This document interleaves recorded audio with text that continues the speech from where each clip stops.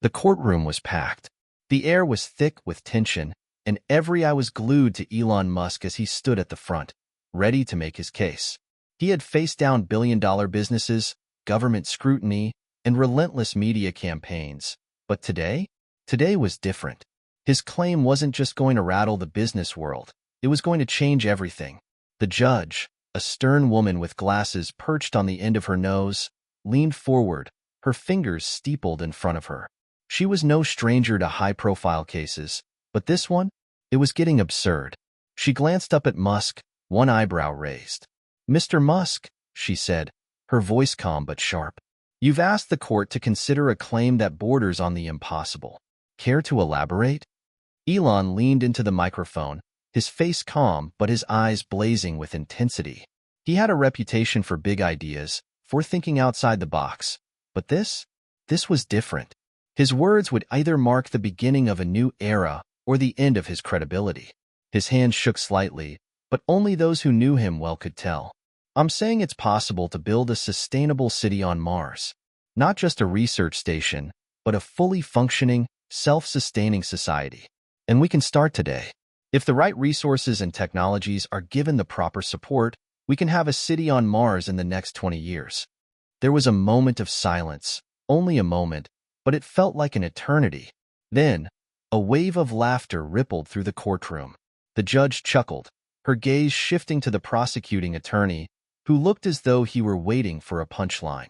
Elon stood tall, his face unreadable, but his heart was pounding.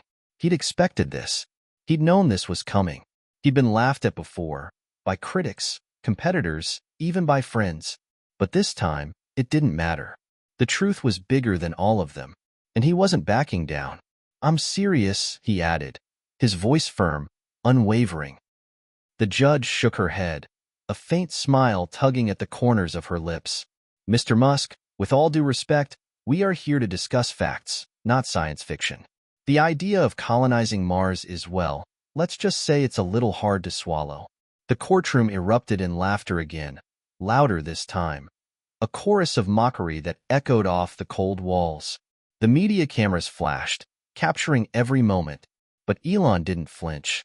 He just stood there, letting the weight of his words hang in the air, knowing that what he said next would either change everything or destroy him.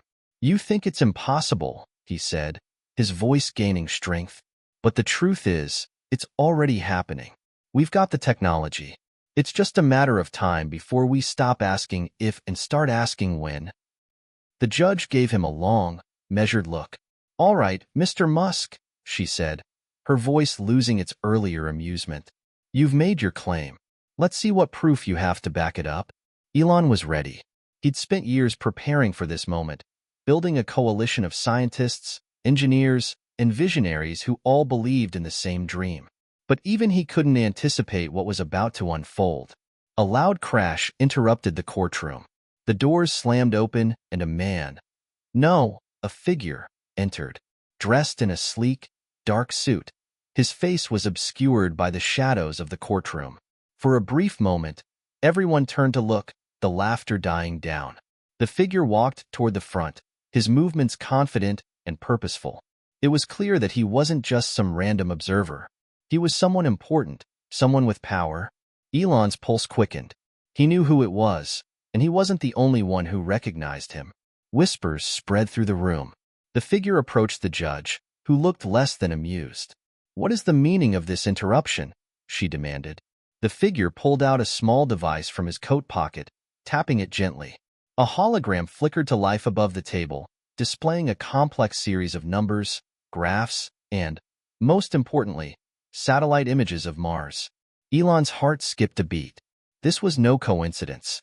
"I believe you'll find this more than enough proof," the figure said, his voice low and steady. The courtroom fell silent. For a moment, Elon could only stare at the hologram in front of him. It wasn't just a display of data, it was evidence. Hard, irrefutable evidence that someone else had been working on the very thing he had been talking about. And it wasn't just someone. It was the very people who had dismissed him as a fool. The judge, for the first time, looked uncertain. She stared at the hologram, her expression changing as she processed the information. "What is this?" she asked, her voice barely a whisper. Elon's voice was tight, but he didn't back down. This is the proof I've been talking about. Someone's already started the process, and they've been hiding it from the public. The figure smiled, a small, knowing smile that sent a chill down Elon's spine. Mr. Musk is right. What he says is possible. In fact, it's already in the works. And now it's your turn to decide. Will you fight for the future, or will you continue to laugh it away? The figure turned and walked out of the courtroom, his presence lingering long after he had left. The judge, still staring at the hologram, didn't speak for a long time. Elon stood there, his heart racing. He had made the claim, and now the world was watching. This was only the beginning. But what came next would either shatter his dreams or prove that he was right all along. Hit subscribe and leave a comment with where you're watching from. This story might just spark a new beginning. What's one thing that always pushes you forward, even when things get tough? Elon Musk had never been a stranger to skepticism. From his early days in South Africa to his rise in Silicon Valley, the whispers and doubts had followed him everywhere. But each time someone told him it couldn't be done, it only pushed him further. Every no was a reason to prove them wrong. Every setback was a lesson, and every failure was just another step towards something bigger. He had been born in Pretoria, a city that could have been just another footnote in the history of Africa if not for the dreams of a young boy named Elon. Raised by a Canadian mother and a South African father, Elon grew up in a house where the boundaries between genius and madness were thin. His father, a mechanical engineer, was sharp, cold, and driven, and he often made little effort to hide his belief that Elon's dreams were impractical. His mother, a model and dietitian, encouraged him to explore his creativity, to dream bigger than what society said was possible. As a child, Elon was a quiet, introspective boy who preferred books to playgrounds. He devoured science fiction novels, Isaac Asimov, Arthur C. Clarke, and Philip K. Dick, his mind constantly running with ideas about space exploration, advanced technologies, and the boundless future humanity could create. But in the world around him, those ideas were considered naive. His classmates teased him, calling him a nerd, and he found solace only in the words of the great visionaries who had come before him. It wasn't until high school that he realized he had the ability to bring his ideas to life. By then, Elon had already taught himself computer programming and was building his first video game. The game, Blaster, was a crude space shooter that he sold to a computer magazine for $500. It was a small victory, but it was a glimpse of what was to come. Elon Musk was no longer just a dreamer. He was a creator. When he left South Africa for Canada to attend Queen's University, he carried the weight of both his parents' expectations and his own. He knew that the American dream was more than a slogan. It was the place where people could turn their crazy ideas into something tangible. His journey took him first to Canada, then to the United States, where he transferred to the University of Pennsylvania. There, he pursued degrees in both economics and physics, combining the practical with the theoretical. It was during his time at Penn that the seeds of his future companies were planted. He was already thinking about how the internet would revolutionize business and society, and he realized that the future was in technology, energy, and space exploration. He dropped out of Stanford after just 2 days to co-found Zip2, a company that helped newspapers develop an online presence. Zip2 was eventually sold to Compaq for nearly $300 million, a sum that Elon would use to fund the next phase of his vision. But for Elon, making money was never the end goal. Every dollar he earned went back into his next project, and when he founded X.com, later known as PayPal, he wasn't just interested in creating an online payment system. He wanted to change the way people thought about money, about transactions, and about the digital economy. PayPal was a huge success, but its acquisition by eBay in 2002 for $1.5 billion left him with a sense of unfinished business. The world had become his oyster, but he had only scratched the surface. After PayPal, Elon's focus shifted to something even bigger. He wanted to make humanity a multiplanetary species, and the best way to do that, he realized, was through space exploration. In 2002, he founded SpaceX, a private company dedicated to reducing the cost of space travel and eventually colonizing Mars. It wasn't just about sending rockets to the stars. It was about giving humanity the tools it needed to survive and thrive beyond Earth. But the road to SpaceX was far from easy. In the early days, the company faced countless setbacks, failed launches, technical problems, and financial crises. Elon was told time and time again that it couldn't be done. He was told that private companies couldn't compete with NASA and the established space agencies of the world. And yet, against all odds, he persisted. SpaceX's success came with the launch of the Falcon 1 rocket, the first privately developed liquid-fueled rocket to reach orbit. That success was followed by the Falcon 9, which revolutionized space travel by making rockets reusable. By 2012, SpaceX had delivered its first cargo to the International Space Station, and the world took notice. Elon had proven the skeptics wrong, but he knew that this was just the beginning. His ultimate goal was Mars, a planet where humanity could build a new future. Despite his successes, Musk was constantly fighting to prove himself. Every breakthrough was followed by a new challenge. He took risks that no one else would, and each time, the stakes got higher. He had built Tesla into a leader in electric vehicles, revolutionized the automotive industry, and had begun to tackle sustainable energy with SolarCity. Yet, in the public eye, he was still a man with impossible dreams. They called him crazy, a billionaire with too much time on his hands, a man who couldn't distinguish between reality and fantasy. But Musk didn't care about what others thought.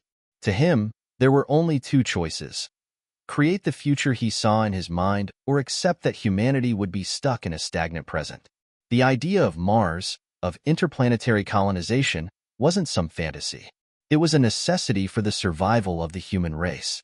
And now, here he was, standing in a courtroom, facing down the very people who had dismissed him, laughed at his claims, and underestimated him for decades. They thought his dreams were nothing more than that, dreams. But Musk knew something they didn't. He had the drive, the resources, and the vision to turn those dreams into reality. "Your Honor," he said in the present, snapping out of his reverie, "this isn't just a wild claim. This is the future. And I'm here to prove that we can make it happen." The judge raised an eyebrow, skeptical yet intrigued. "I hope you've got something more than just words to back up that claim." Elon took a deep breath. He had something much more than words. He had a vision, and he wasn't about to let it slip away. The courtroom was silent. The judge had just dismissed the unexpected figure who had provided that mysterious holographic data, and the tension in the air was palpable. The words Mars, colonization, and the future of humanity hung heavily over everyone in the room, like an unanswered question no one wanted to ask aloud. Elon Musk stood at the front, his gaze fixed ahead, unwavering. His reputation was on the line, but more than that, something deeper was at stake. He was fighting for more than just his company. He was fighting for a future that no one else believed in. The judge, now visibly uneasy, tapped her gavel. "Mr. Musk, you've made your case, or rather, your claims. But I think we can all agree that there's a significant gap between theory and practice." Elon's heart raced, but his voice remained steady. "I understand the skepticism. I get it. I've been laughed at before. And every time, we've proven the skeptics wrong.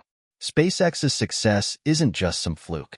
We've delivered cargo to the International Space Station, and we've made rockets reusable. We're already on the path to Mars. The only thing we need now is the support and resources to take the next step." The prosecutor, a tall, well-dressed man with sharp features, stood up from his seat. "With all due respect, Mr. Musk, you seem to forget that Mars is over 30 million miles away. The idea that we can simply build a self-sustaining society on a planet with no atmosphere, no breathable air, and temperatures colder than Antarctica, that's not something you can just make happen. It's science fiction." The courtroom murmured in agreement. The skepticism, once limited to a few, now spread like wildfire. Everyone was suddenly an expert on space travel, on the science behind Elon's grand vision, and the consensus was clear: impossible. The judge, though still intrigued, leaned back in her chair, arms crossed. "The prosecutor is correct, Mr. Musk. You may have shown us impressive feats with SpaceX, but this is an entirely different matter." Elon's mind raced. He had expected resistance, but the weight of the doubt in the room was suffocating. This wasn't just a legal battle. It was a battle for credibility. For his entire career, he had fought against the norm, against the established rules. And now, here he was, facing a room full of people who represented the status quo, the same people who would rather dismiss his ideas than risk looking foolish. But Elon wasn't backing down. Not now, not when he was so close. He'd always known that true innovation came at the cost of public ridicule. He'd been laughed at when he launched the electric car, when he made reusable rockets a reality, and when he said he would take people to Mars. But each time, the world caught up. Each time, his critics had been forced to swallow their words. "I'm not here to entertain fantasies," Elon said, his voice cutting through the murmurs. "I'm here to show you that this is real. And not just for me, for everyone. Humanity's future doesn't lie on Earth. It lies in the stars. We've been given one planet to call home, but what happens when it runs out of resources? What happens when war, climate change, or disaster threatens our very survival? Mars is not a maybe, it's a necessity." The courtroom was still. For a brief moment, it seemed as if the room was listening, not to Elon the businessman, but to Elon the visionary. And then, like a floodgate opening, the backlash came. The prosecutor stood up, almost with an air of triumph. "And who's going to pay for this? You? Your investors? The American taxpayer? You talk about Mars like it's just a trip to the grocery store. It's an impossible venture. We don't even have the technology for long-term space travel. And don't even get me started on the environmental concerns. Launching rockets, mining resources, what's your answer to the inevitable ecological damage?" Elon's jaw clenched. He'd heard it all before. These weren't new questions, just the same old arguments wrapped up in a fresh coat of skepticism. But this time, the stakes were higher. His dream wasn't just about making money. It was about ensuring the survival of humanity. And now, someone was trying to tear it all down in front of a courtroom full of people who didn't see the bigger picture. "I'm not asking anyone to take this on faith," Elon said, his voice hardening. "I'm asking you to trust the science. The same science that got us to the moon, that brought us the internet, that is already laying the groundwork for Mars. We have the technology for long-term space travel. We just need the will to make it happen." The judge tapped her gavel again, cutting through the rising tension. "Enough," she said, her voice sharp. "Mr. Musk, I think we've heard enough for today. The court will adjourn, and we'll reconvene tomorrow. But let me make one thing clear. You'll need to bring more than just words if you want to convince me or anyone else here that Mars is a viable solution.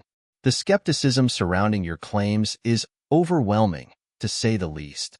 The gavel came down with a resounding thud, signaling the end of the session.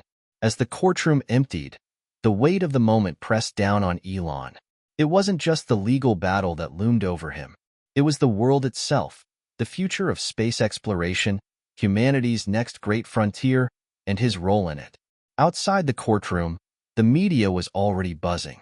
Reporters surrounded him, their cameras flashing as they shouted questions. "Elon, how do you respond to the judge's doubts? Do you think you can actually pull this off? Is Mars even possible?"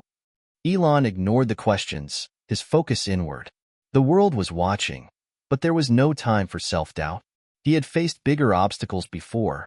He could handle this. He had to. It wasn't just his future at stake anymore. It was the future of humanity. The courtroom doors slammed shut behind Elon Musk as he stepped out into the hallway. The tension that had been building all day finally hit him like a wave. His palms were sweaty, and his mind was buzzing with a million different thoughts. For the first time in a long time, he felt a gnawing uncertainty. The judge's words had cut deeper than he had expected, and the prosecutor's attacks had rattled him more than he wanted to admit. But he wasn't one to dwell on doubts. Not now. Not when he was so close to something so much bigger than any one individual. He was on the verge of changing the world. Mars wasn't just a dream. It was a necessity, and he couldn't let anyone or anything stand in his way. He turned to head toward the exit, but before he could take a step, a voice called out to him. "Elon." It wasn't a reporter or a lawyer. It wasn't even someone from the press. It was a woman. He turned around to see a figure approaching him through the crowd of people, her face partially obscured by a dark hooded jacket. For a moment, Elon didn't recognize her. But as she came closer, the familiarity hit him like a lightning bolt. "Dr. Evelyn Grant?" he asked, surprised. "What are you doing here?" Evelyn Grant. The name echoed in his mind. A part of his past he had long since put behind him. She was a renowned aerospace engineer, one of the brightest minds in the field, and someone he had worked with during the early days of SpaceX. But something had happened years ago, something personal, that had driven them apart. She had left SpaceX, and with her departure, she disappeared from his life. "Long time, no see," Evelyn said with a slight smile, her voice warm but tinged with something else, an emotion Elon couldn't quite place. Elon raised an eyebrow. "I didn't expect to see you here. What do you want?" Evelyn's expression softened. "I think you need some help, and I'm here to offer it." For a moment, Elon just stared at her, the words not quite sinking in. He had been fighting this battle alone for so long. Sure, he had his team, but this was different. This was personal. This was about the future of humanity, and he couldn't risk it being tainted by someone who had walked away from everything he believed in. "I'm not sure I need help," he replied, his voice guarded. "I'm just going to keep pushing forward. That's what I've always done." Evelyn nodded slowly, her gaze unwavering. "I know, but you're up against something bigger than you realize. This isn't just a legal battle, Elon. This is about changing the entire world. The judge may have laughed at your claims today, but that's not the real problem. The real problem is that you're fighting a system that's been in place for decades, a system that doesn't want to see you succeed." Elon opened his mouth to respond, but Evelyn cut him off before he could speak. "Look," she continued, her voice calm but firm, "I've been following your progress with SpaceX, and I know what you're trying to do. But I also know that it's not going to be easy, not with the forces working against you. And the truth is, you're going to need more than just rockets and technology. You're going to need allies. And you're going to need someone who knows how to navigate the politics of all this." Elon's expression hardened. "I'm not interested in politics." "I know you're not," Evelyn said softly, "but you don't have a choice. If you want to make Mars a reality, if you want to prove that humanity can survive beyond Earth, you have to play the game. And right now, the only way forward is to have the right people in your corner." Elon thought about it for a moment, his mind racing. He hated politics. He hated the idea of compromising, of playing the game just to get what he wanted. But Evelyn was right. He had been so focused on the technical side of things that he had neglected the bigger picture, the political and financial forces that were always lurking just beneath the surface. "Why now?" Elon asked, his voice skeptical. "Why would you help me after all these years?" Evelyn's gaze softened, a flicker of something vulnerable passing through her eyes. "Because I believe in what you're doing, and I've spent years regretting walking away from it. I saw something in you back then, Elon, something I didn't understand fully. And I've watched from the sidelines as you've made all of this happen. But I can't watch you fail, not when I know I can help." For a long moment, Elon didn't say anything. His mind was a whirlwind of thoughts and emotions. He wasn't sure if he could trust her again, but he knew one thing. He couldn't do this alone. Not anymore. "What do you want in return?" he finally asked, his voice low. Evelyn smiled, but there was a hint of sadness in her expression. "Nothing. Not right now, anyway. Just your trust. And your willingness to listen." Elon took a deep breath, his heart pounding in his chest. He hadn't expected this. An ally, after all these years. Someone who understood him, who had been by his side in the beginning. It felt like the universe was giving him a chance, and he wasn't about to waste it. "I'll listen," he said finally. "But this has to be about Mars. Not just about us." Evelyn nodded. "Of course. Mars is the goal, and we're going to get there. Together." Elon's mind shifted from the immediate challenges of the courtroom to the larger mission ahead. With Evelyn by his side, he felt a new sense of purpose. The journey to Mars wouldn't be easy, but with the right people and the right strategies, anything was possible. And for the first time in a long time, he felt like he wasn't fighting alone. The days following the courtroom battle were a blur. Elon Musk's mind was consumed by the legal war, but his focus was also shifting. The introduction of Evelyn Grant into his world was both a relief and a reminder that his vision wasn't just about rockets or technology. It was about the people who believed in it. In a world that seemed to be conspiring against him, Evelyn was the ally he hadn't known he needed. The world watched the news, the media frenzy continuing to buzz with the fallout of the courtroom clash. People were divided. Some believed in Elon's vision, while others thought he was a dreamer out of touch with reality. Critics called him reckless. Investors were wary. The media made jokes at his expense. The weight of public opinion never seemed more overwhelming. But amidst the storm of negativity, something within Elon began to shift. He realized that his fight wasn't just for Mars, it was for the future. For all the doubters, all the critics, there were thousands, millions, who needed to hear that there was hope beyond the Earth, a future that transcended the problems of today. That's what he had to focus on. That's what kept him going. One evening, as the lights of his office flickered with the hum of late-night strategy calls, Elon sat in a chair by the window, gazing out at the sprawling city below. His phone buzzed, an incoming message from Evelyn. The text was brief but heavy with meaning. "We need to talk. Tomorrow. This could change everything." Elon felt his heart skip a beat. The tension from the courtroom was still fresh, and Evelyn's cryptic message didn't help. He had been so focused on getting the legal win, on proving his worth, that he hadn't fully considered what was next. What came after the courtroom? How could he push his vision forward if the whole system seemed to reject it? The next day, Elon met Evelyn in a quiet, unassuming cafe just outside the SpaceX headquarters. The setting was a far cry from the high-stakes world they were used to. The low hum of conversations, the soft clink of coffee cups. It was calming, almost peaceful. Evelyn was already there when Elon arrived, her face serious. She gestured to the seat across from her, and without a word, he sat down. "I've been talking to some key people in Washington, Elon," Evelyn said, her voice low. "People who have the power to make this happen, or destroy it. You've been pushing so hard for the vision, but you've been doing it alone. The government's stance on space exploration and privatization is more complicated than you realize. If you don't approach this strategically, it could all fall apart." Elon leaned forward, his interest piqued. "What do you mean?" "I've been working with NASA, with the FAA, the whole space community. I've even been speaking to the White House about the importance of Mars colonization. I know what I'm up against." Evelyn shook her head. "It's not just about speaking to them. It's about changing the entire political landscape. Mars colonization isn't just a matter of science. It's about geopolitics. The idea that one private individual could control the destiny of space exploration? That makes a lot of people uneasy.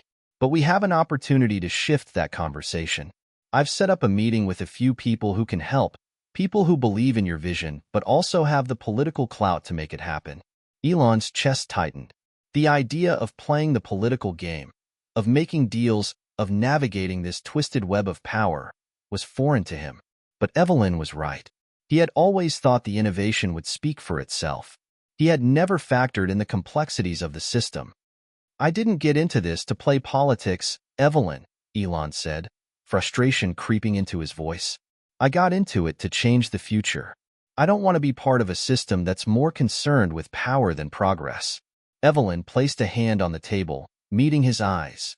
"And that's exactly why you're the right person for this. You've got the vision, Elon. You always have.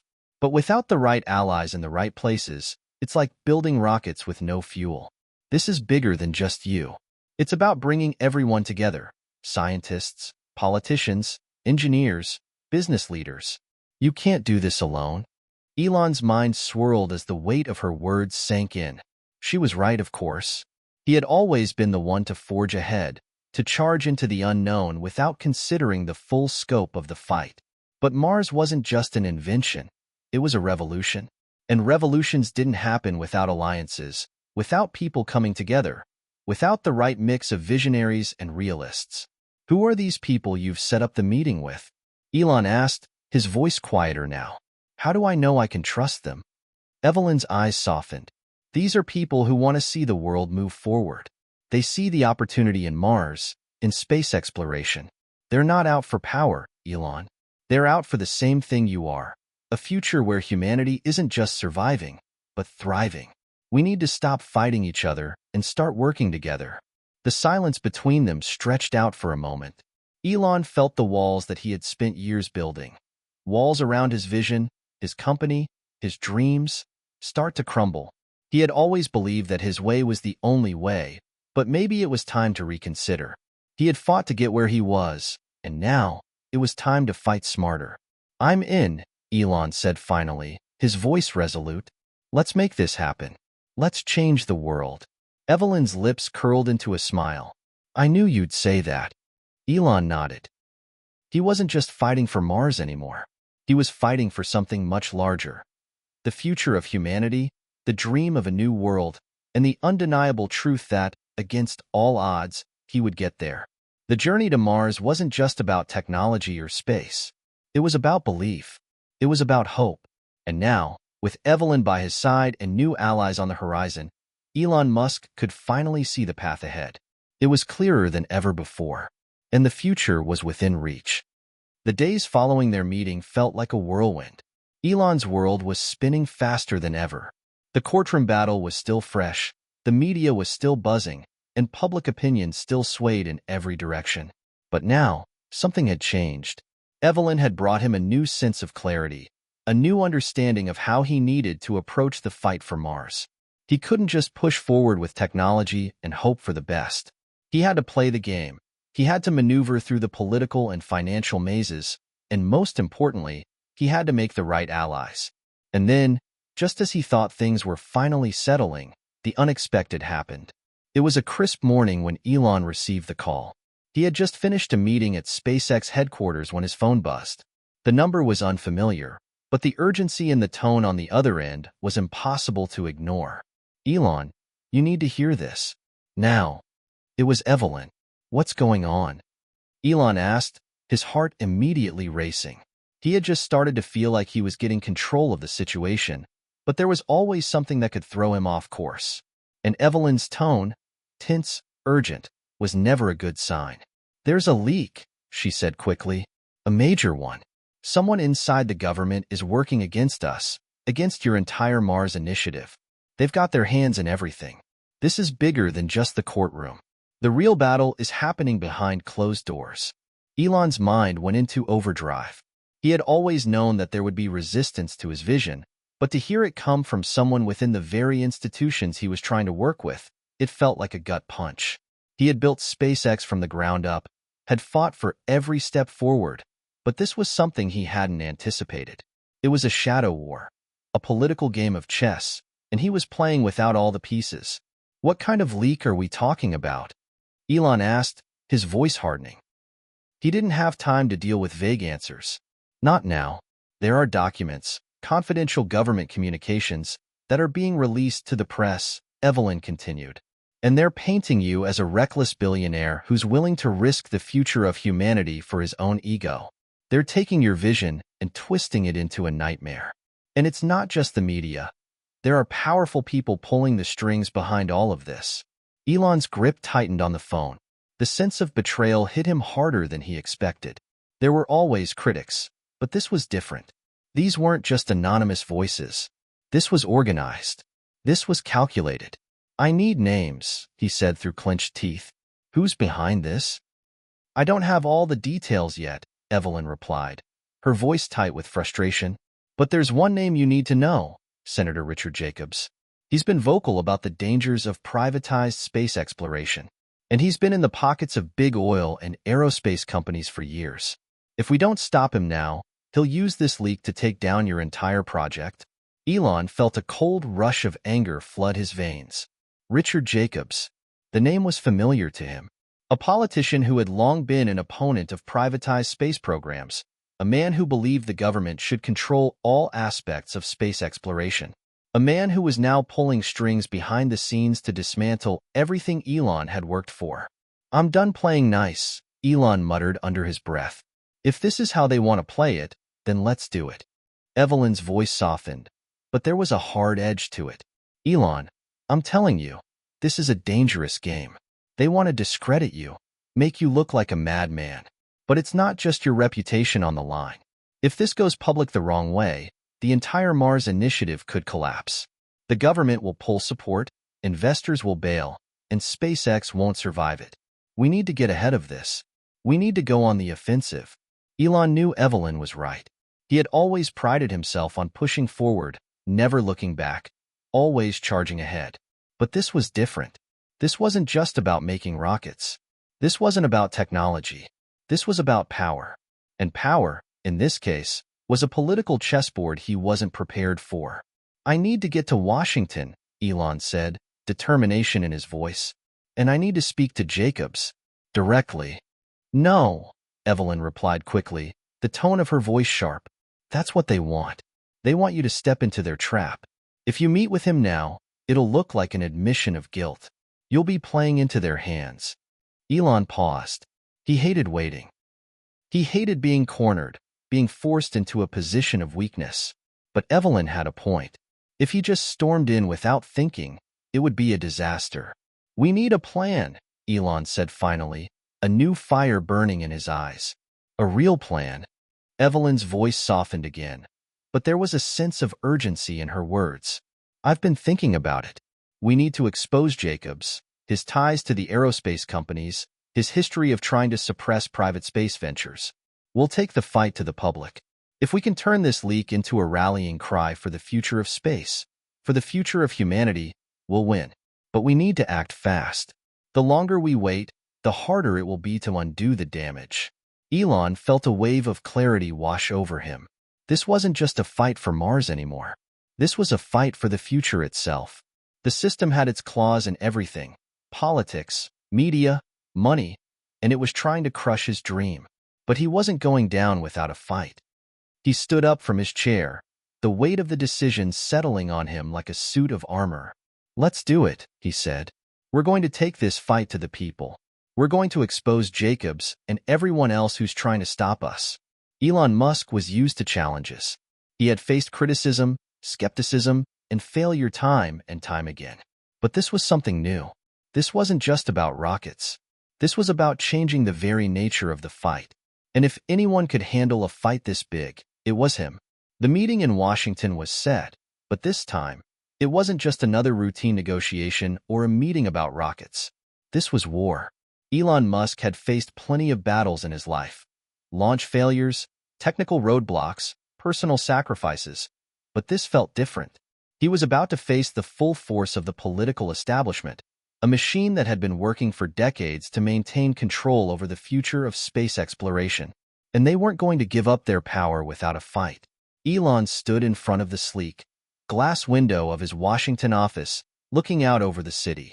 The buildings stretched toward the sky, but in his mind, he wasn't focused on the view. His thoughts were elsewhere, on the upcoming meeting with Senator Richard Jacobs, the man who was trying to tear down everything he had worked for. The room was quiet, except for the soft hum of the city outside. Evelyn was there too, sitting across from him, her eyes studying him closely. There was no need for words. They both knew what this meeting meant. If they didn't play this right, the Mars initiative could come to a screeching halt. The public perception of him, of SpaceX, could be destroyed overnight.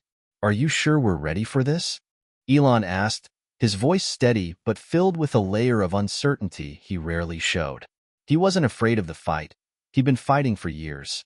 But this time, it wasn't just about rockets or technology.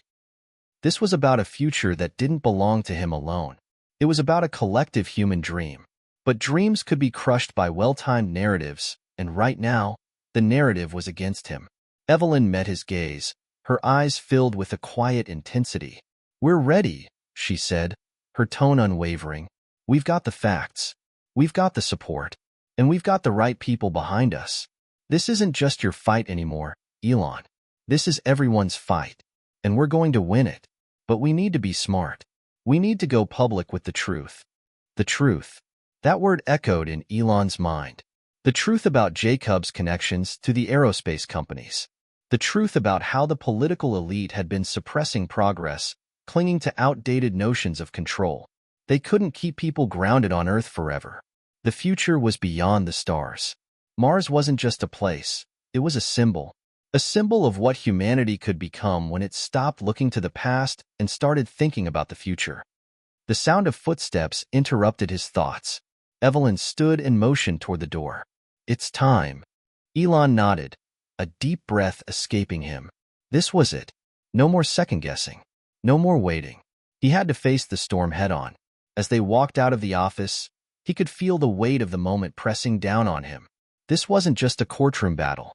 This was a battle for humanity's future, and it was going to be fought in the halls of power, in the media, and in the hearts and minds of every person who believed in what he was trying to do. Elon and Evelyn walked into the Senate office with the weight of 1,000 eyes on them. The room was filled with some of the most powerful politicians in the country, all of them staring at him like a lion in the lion's den. But Elon didn't flinch. He had faced too many critics in his life to let this intimidate him. The stakes were too high. Senator Richard Jacobs was standing at the front of the room, his tall, imposing figure casting a shadow over everyone else.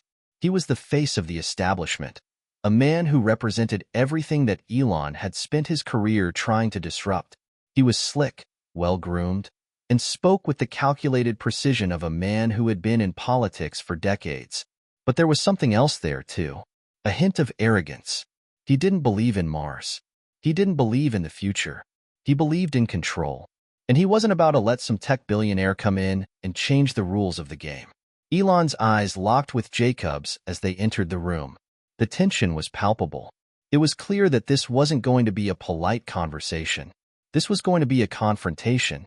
"Mr. Musk," Jacobs said, his voice oozing with a thin layer of politeness. "I'm glad you could join us today. I trust you've come prepared." Elon didn't hesitate. "I didn't come here to talk.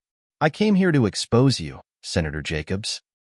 There was a slight flicker of surprise in Jacobs' eyes, but he quickly masked it with a smile. "Oh? And what, pray tell, do you think you can expose?" Evelyn stepped forward, laying down a folder of documents on the table. "We have evidence that you've been working with aerospace companies that have a vested interest in preventing private space exploration. You've been taking money from them, and you've been actively sabotaging progress toward Mars. And it's not just SpaceX. It's anyone who dares to challenge the status quo." The room fell silent as Jacob's expression shifted, the smugness fading into something darker. "You don't know what you're talking about," he sneered. "Space exploration isn't just about private companies making a quick buck. It's about national security. It's about ensuring that our future remains in the hands of the government." Elon's voice was calm, but it was laced with intensity. "No, Senator. It's about ensuring that the future belongs to all of us, not just the elite few who can control the narrative. You want to keep us grounded on Earth, while the rest of humanity looks to the stars. Well, I won't let that happen. And neither will the people who believe in the future." For a moment, there was nothing but silence. Jacob's face was red with fury, his teeth clenched as he tried to process the turn of events. Elon's words had cut deep, but it wasn't just about words. It was about the truth. And in that moment, Elon knew the battle lines had been drawn. There was no going back now. The fight for Mars, for humanity's future, was on. As Elon walked out of the Senate building, the weight of the day pressed heavily on him. The meeting had been a turning point, a battle that had exposed the deep divides in the power structure. But it wasn't over. Not by a long shot. Jacobs was just the first opponent. There were more, and they were powerful. But now, Elon had something more important than just his vision. He had the truth, and that truth was worth fighting for. As he looked out over the city once again, he couldn't help but feel a sense of resolve. The road ahead would be tough. The fight would be brutal. But he wasn't backing down. He had come too far. The dream of Mars was alive, and with every step he took, he was getting closer to making it a reality. He turned to Evelyn, who had been walking beside him. "We're just getting started," he said, his voice filled with a quiet, but unshakable, determination. And Evelyn nodded, her expression matching his. "We've only just begun." The fallout from the Senate meeting was immediate. The moment Elon stepped out of the building, the media pounced on him like sharks sensing blood in the water. His every word, every move was scrutinized. The headlines read like a war cry, and they weren't kind. Musk's confrontation with Senator Sparks tensions in D.C., tech billionaire accused of destroying U.S. space strategy, and the one that stung the most, Musk's Mars fantasy, dangerous gamble, or desperate ego trip. It wasn't just the press. The political machine was already in motion. Behind closed doors, lawmakers were debating the future of private space exploration, and it wasn't looking good. The opposition had gathered around Jacobs like vultures, circling, waiting to strike. They were ready to use the media frenzy to their advantage. The narrative was set. Elon Musk, the reckless billionaire, was putting everyone's future in jeopardy for his own vanity project. In the midst of all this chaos, Elon sat in his office, watching the media coverage unfold on the large screen in front of him. He had expected the backlash, but the intensity was something he couldn't have predicted. It felt like the world was suddenly against him, and for the first time, the weight of the fight seemed heavier than it had ever been before. Evelyn was standing beside him, scrolling through a series of emails on her tablet, her brow furrowed. She looked up at Elon, her expression hardening. They've already started digging into your past. Some of these articles are pointing to your early failures, using them as evidence that you're not fit to lead anything, let alone a Mars mission. Elon's jaw tightened. He had always known that his past would be used against him. The failed rockets, the financial struggles, the companies that almost went under. These were the moments that his critics loved to bring up. But they were also the moments that defined him. He had learned from every failure. It was that resilience that had brought him to where he was today. Let them dig, he said, his voice low but fierce. I've made my mistakes, but I've also built something that can't be undone. They can't take that away from me. We'll use it. Every failure is just proof that I don't give up, that I don't quit. Evelyn nodded, but the tension in her eyes was undeniable. It's not just about your past anymore. They're starting to tie you to political corruption, to companies with their own agendas. They're saying you're in bed with shady interests, using your power and wealth to manipulate the system. Elon leaned forward, his mind racing. This wasn't just a smear campaign anymore. This was a carefully orchestrated attack, one that was going to take everything he had to fight. But it wasn't just about defending himself. It was about defending his vision, the dream of a future on Mars, the hope for humanity to reach beyond the stars. This is bigger than just me, he said, his voice sharpening. This is about something I believe in, and I won't let them destroy that. Evelyn's eyes softened for a moment before she gave him a grim smile. I know, but it's going to take more than just words, Elon. We need to hit back, and we need to hit hard. The media machine didn't slow down. In fact, it only gained momentum. Every day, new reports surfaced, each more scathing than the last. News anchors dissected his every move, turning his speeches into fodder for sound bites, stripping them of their context and twisting them into something unrecognizable. But it wasn't just the media. In Washington, Jacobs and his allies were pushing forward with legislation that would limit private companies' ability to operate in space. The bill was moving quickly through Congress, and it had the support of a significant portion of the Senate. If it passed, it could cripple SpaceX and put a halt to Elon's dreams of colonizing Mars. Elon spent his nights in front of his computer, reading through articles and comments, watching the backlash unfold in real time. The pressure was mounting. The stakes were getting higher. But he didn't flinch. He had been through worse. He had been knocked down more times than he cared to count, but he always got back up. This time wouldn't be any different. I'm going to take this fight to them, he told Evelyn one night, determination in his eyes.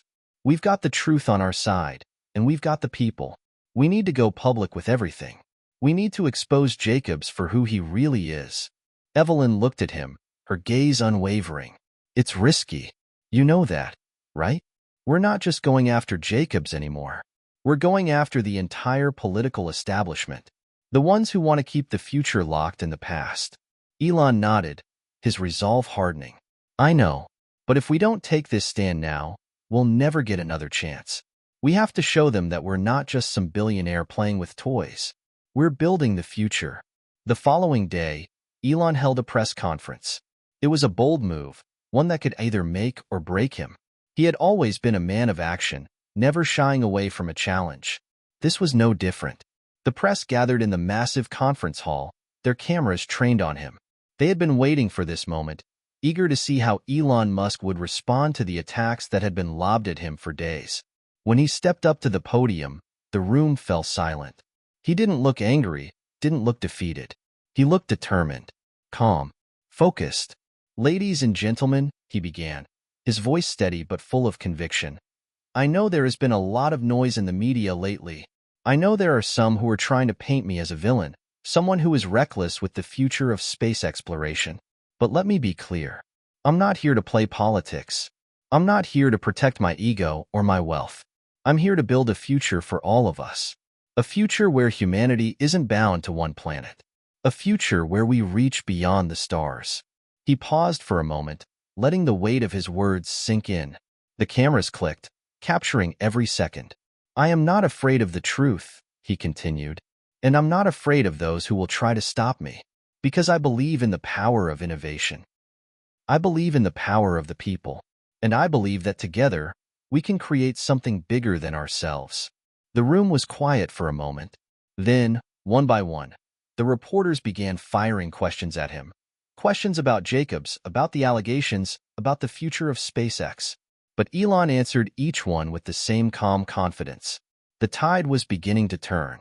The public was starting to see the cracks in the narrative that had been pushed by Jacobs and his allies. People were starting to rally behind him.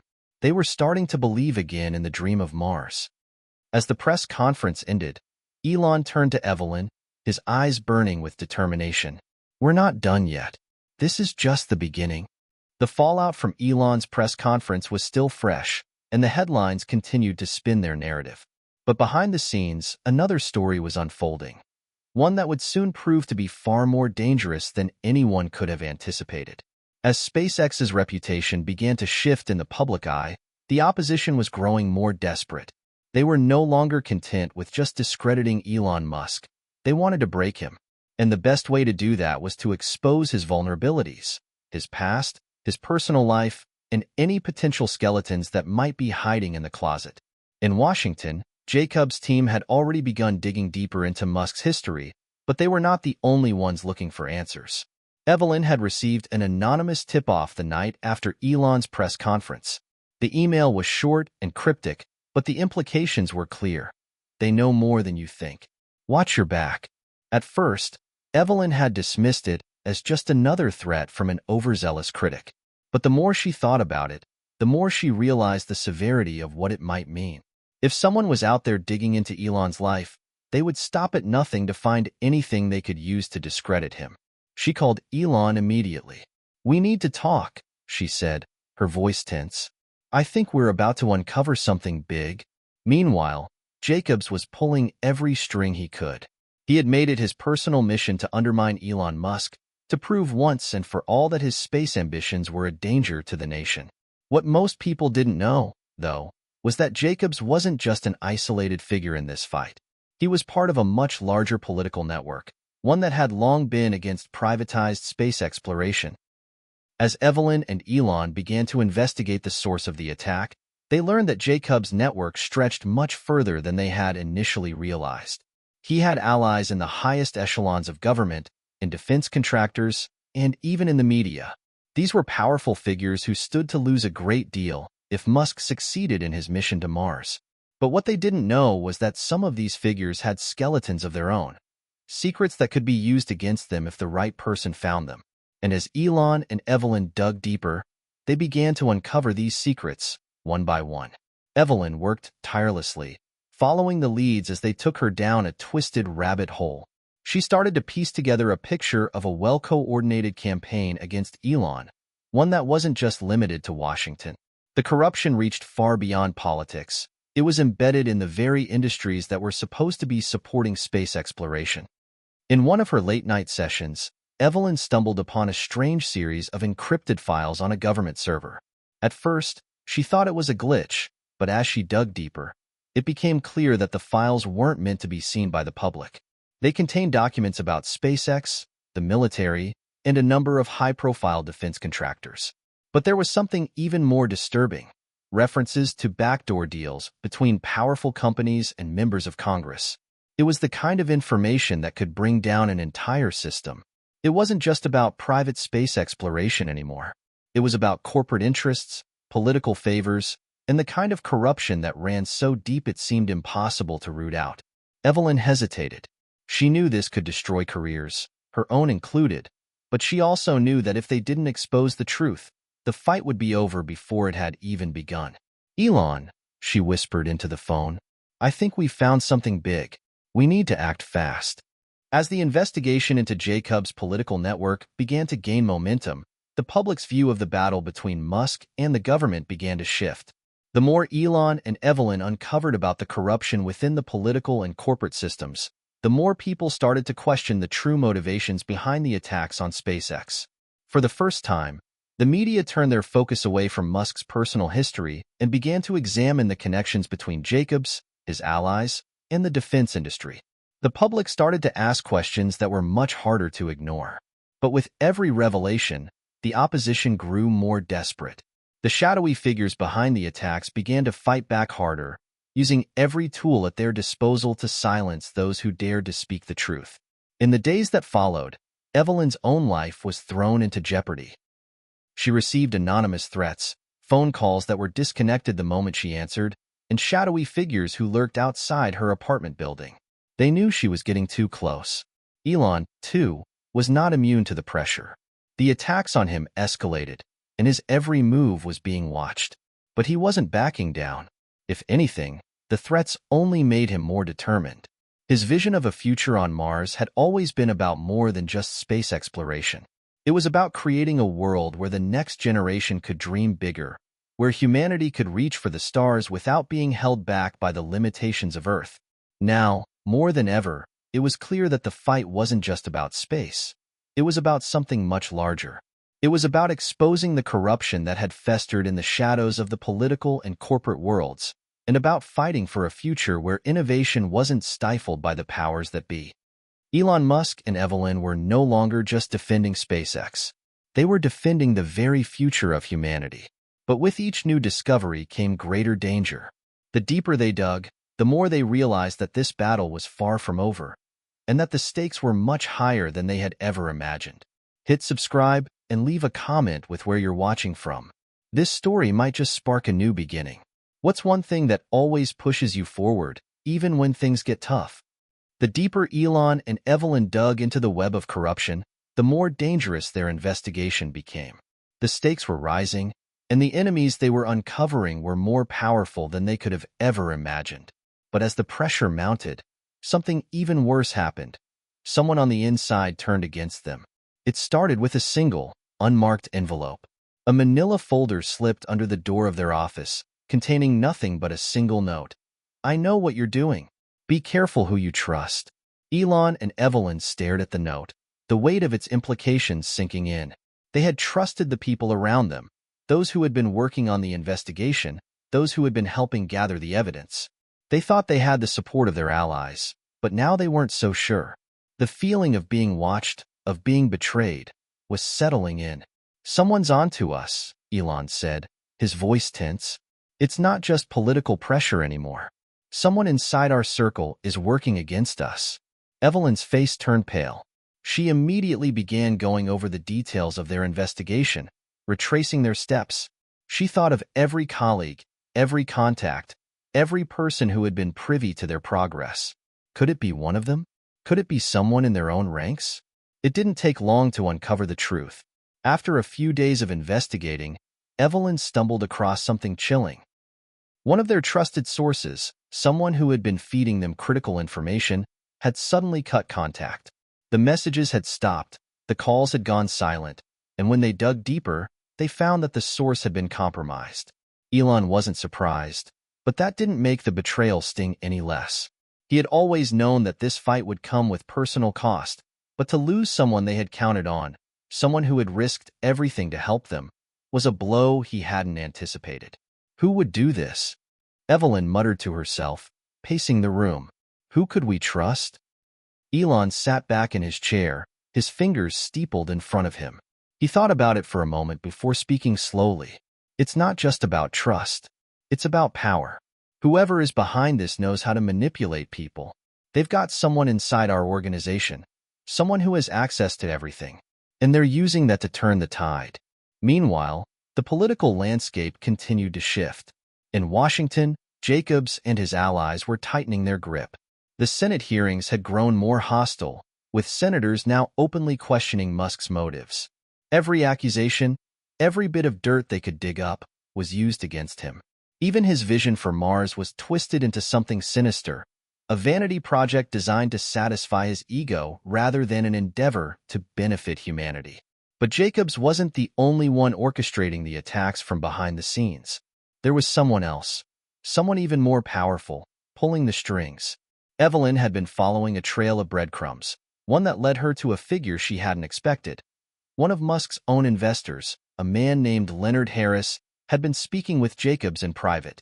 The pieces were starting to come together, and they weren't good.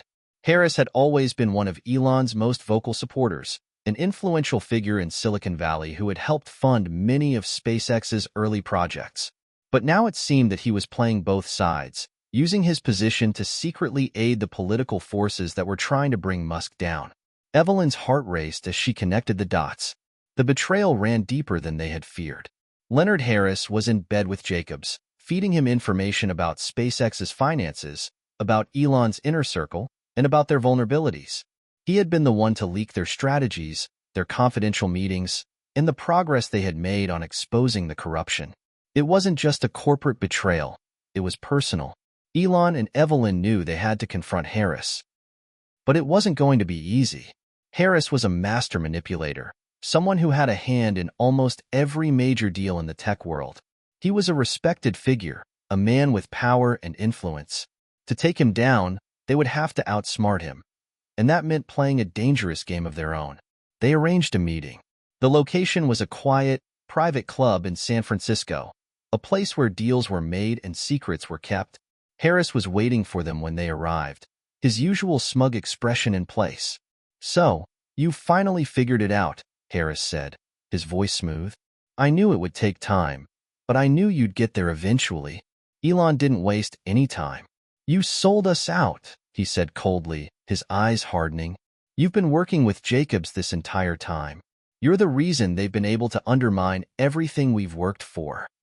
Harris smiled, but there was no warmth in it. "You don't get it, do you, Elon? This isn't personal. It's business. I'm not interested in your little space fantasies. I'm invested in something much bigger than you. And I'm not going to let you ruin it just because you think you have some grand vision of the future." Evelyn's blood boiled. "You're a traitor. You've been lying to us, using us to line your pockets. You've been working with people who want to see everything we've built go up in flames." Harris leaned back in his chair, his fingers tapping on the table. "You're right about one thing. This is bigger than you. But I'm not the villain here. I'm just playing the game. And if you want to win, you'd better learn how to play it too." The meeting ended in silence. Harris had made it clear that he had no intention of backing down, no matter how many lives he ruined in the process. But Elon and Evelyn knew one thing for certain now. This wasn't just a fight for SpaceX. It was a fight for everything they believed in. As they walked away from the meeting, Elon's mind was racing. Harris had betrayed him. Yes, but there was still a chance. There was still hope.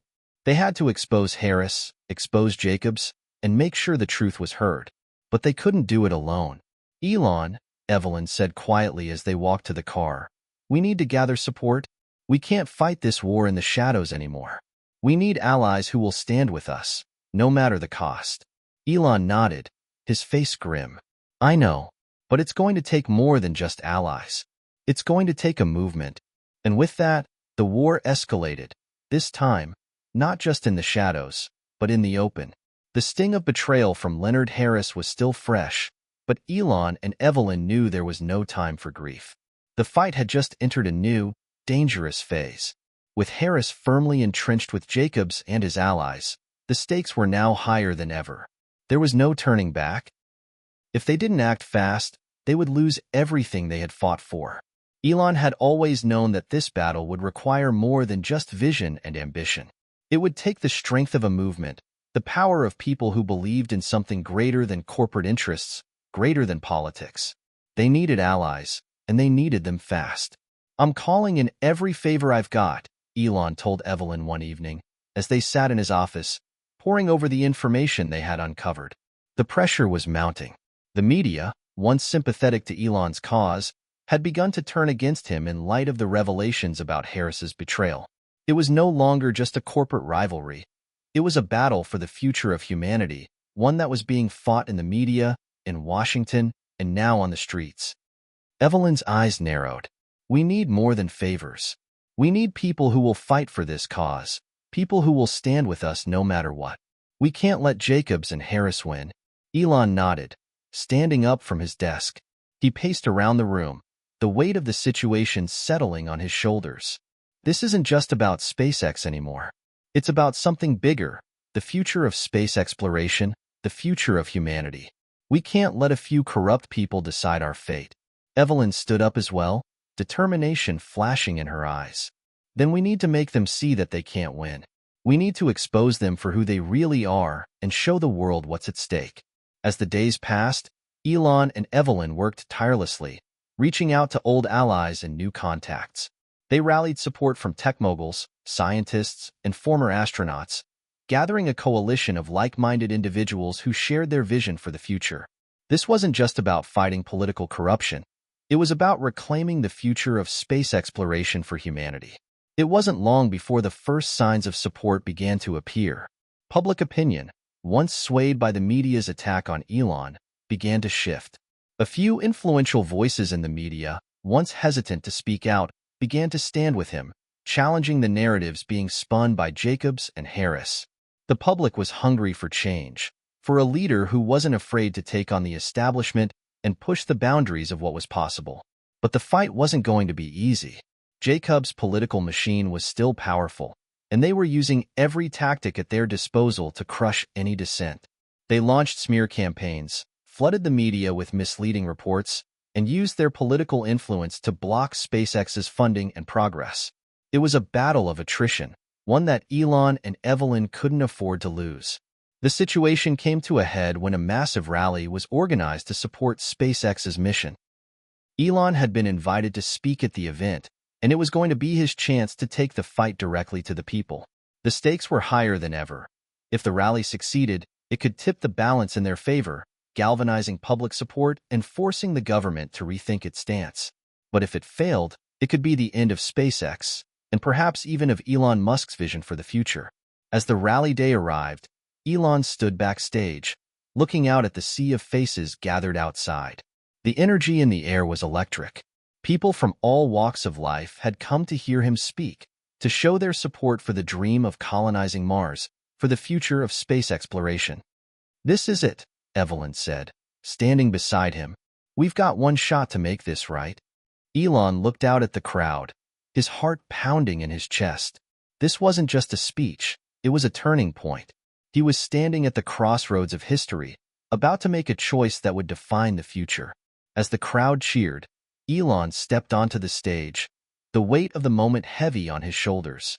He raised his hand, signaling for silence. "Thank you," he began, his voice steady but full of emotion. "Thank you all for being here. I stand before you today, not just as the CEO of SpaceX, but as someone who believes in something much bigger, someone who believes in a future where humanity reaches for the stars, where we don't let the forces of corruption, greed, and politics decide our future. We decided." The crowd erupted into applause, but Elon wasn't done. He had a message, a truth that had to be heard. The people who are trying to stop us, they don't care about the future. They care about control. They care about keeping things the way they are. But we can't let that happen. We can't let the people who have sold us out, who have betrayed us, dictate what comes next. Elon's words cut through the noise, striking a chord with the people in the audience. They weren't just listening, they were feeling something. Hope, purpose, the possibility of a future that was not determined by those in power, but by the people themselves. "They think they can stop us," Elon continued, his voice rising. "They think they can crush our dreams. But they're wrong. We're not just building rockets. We're building a future. And together, we will reach the stars." The crowd went wild, chanting his name, their voices a powerful reminder of the strength of collective will. But even as the rally reached its peak, Elon knew the fight was far from over. Jacobs and Harris weren't going to back down. They would do whatever it took to stop him. But now, for the first time, Elon felt like he had something even more powerful on his side: the people. The rally was a success, more than anyone had anticipated. The media coverage was overwhelming, and for the first time in weeks, the narrative began to shift in SpaceX's favor. Public opinion was turning, and politicians were starting to feel the pressure. The movement was gaining momentum, and the people were ready to stand behind Elon and Evelyn. But Jacobs and Harris weren't finished yet. They were relentless, and their tactics were growing more desperate. They had one more card to play, a final, devastating blow that could end the fight for good.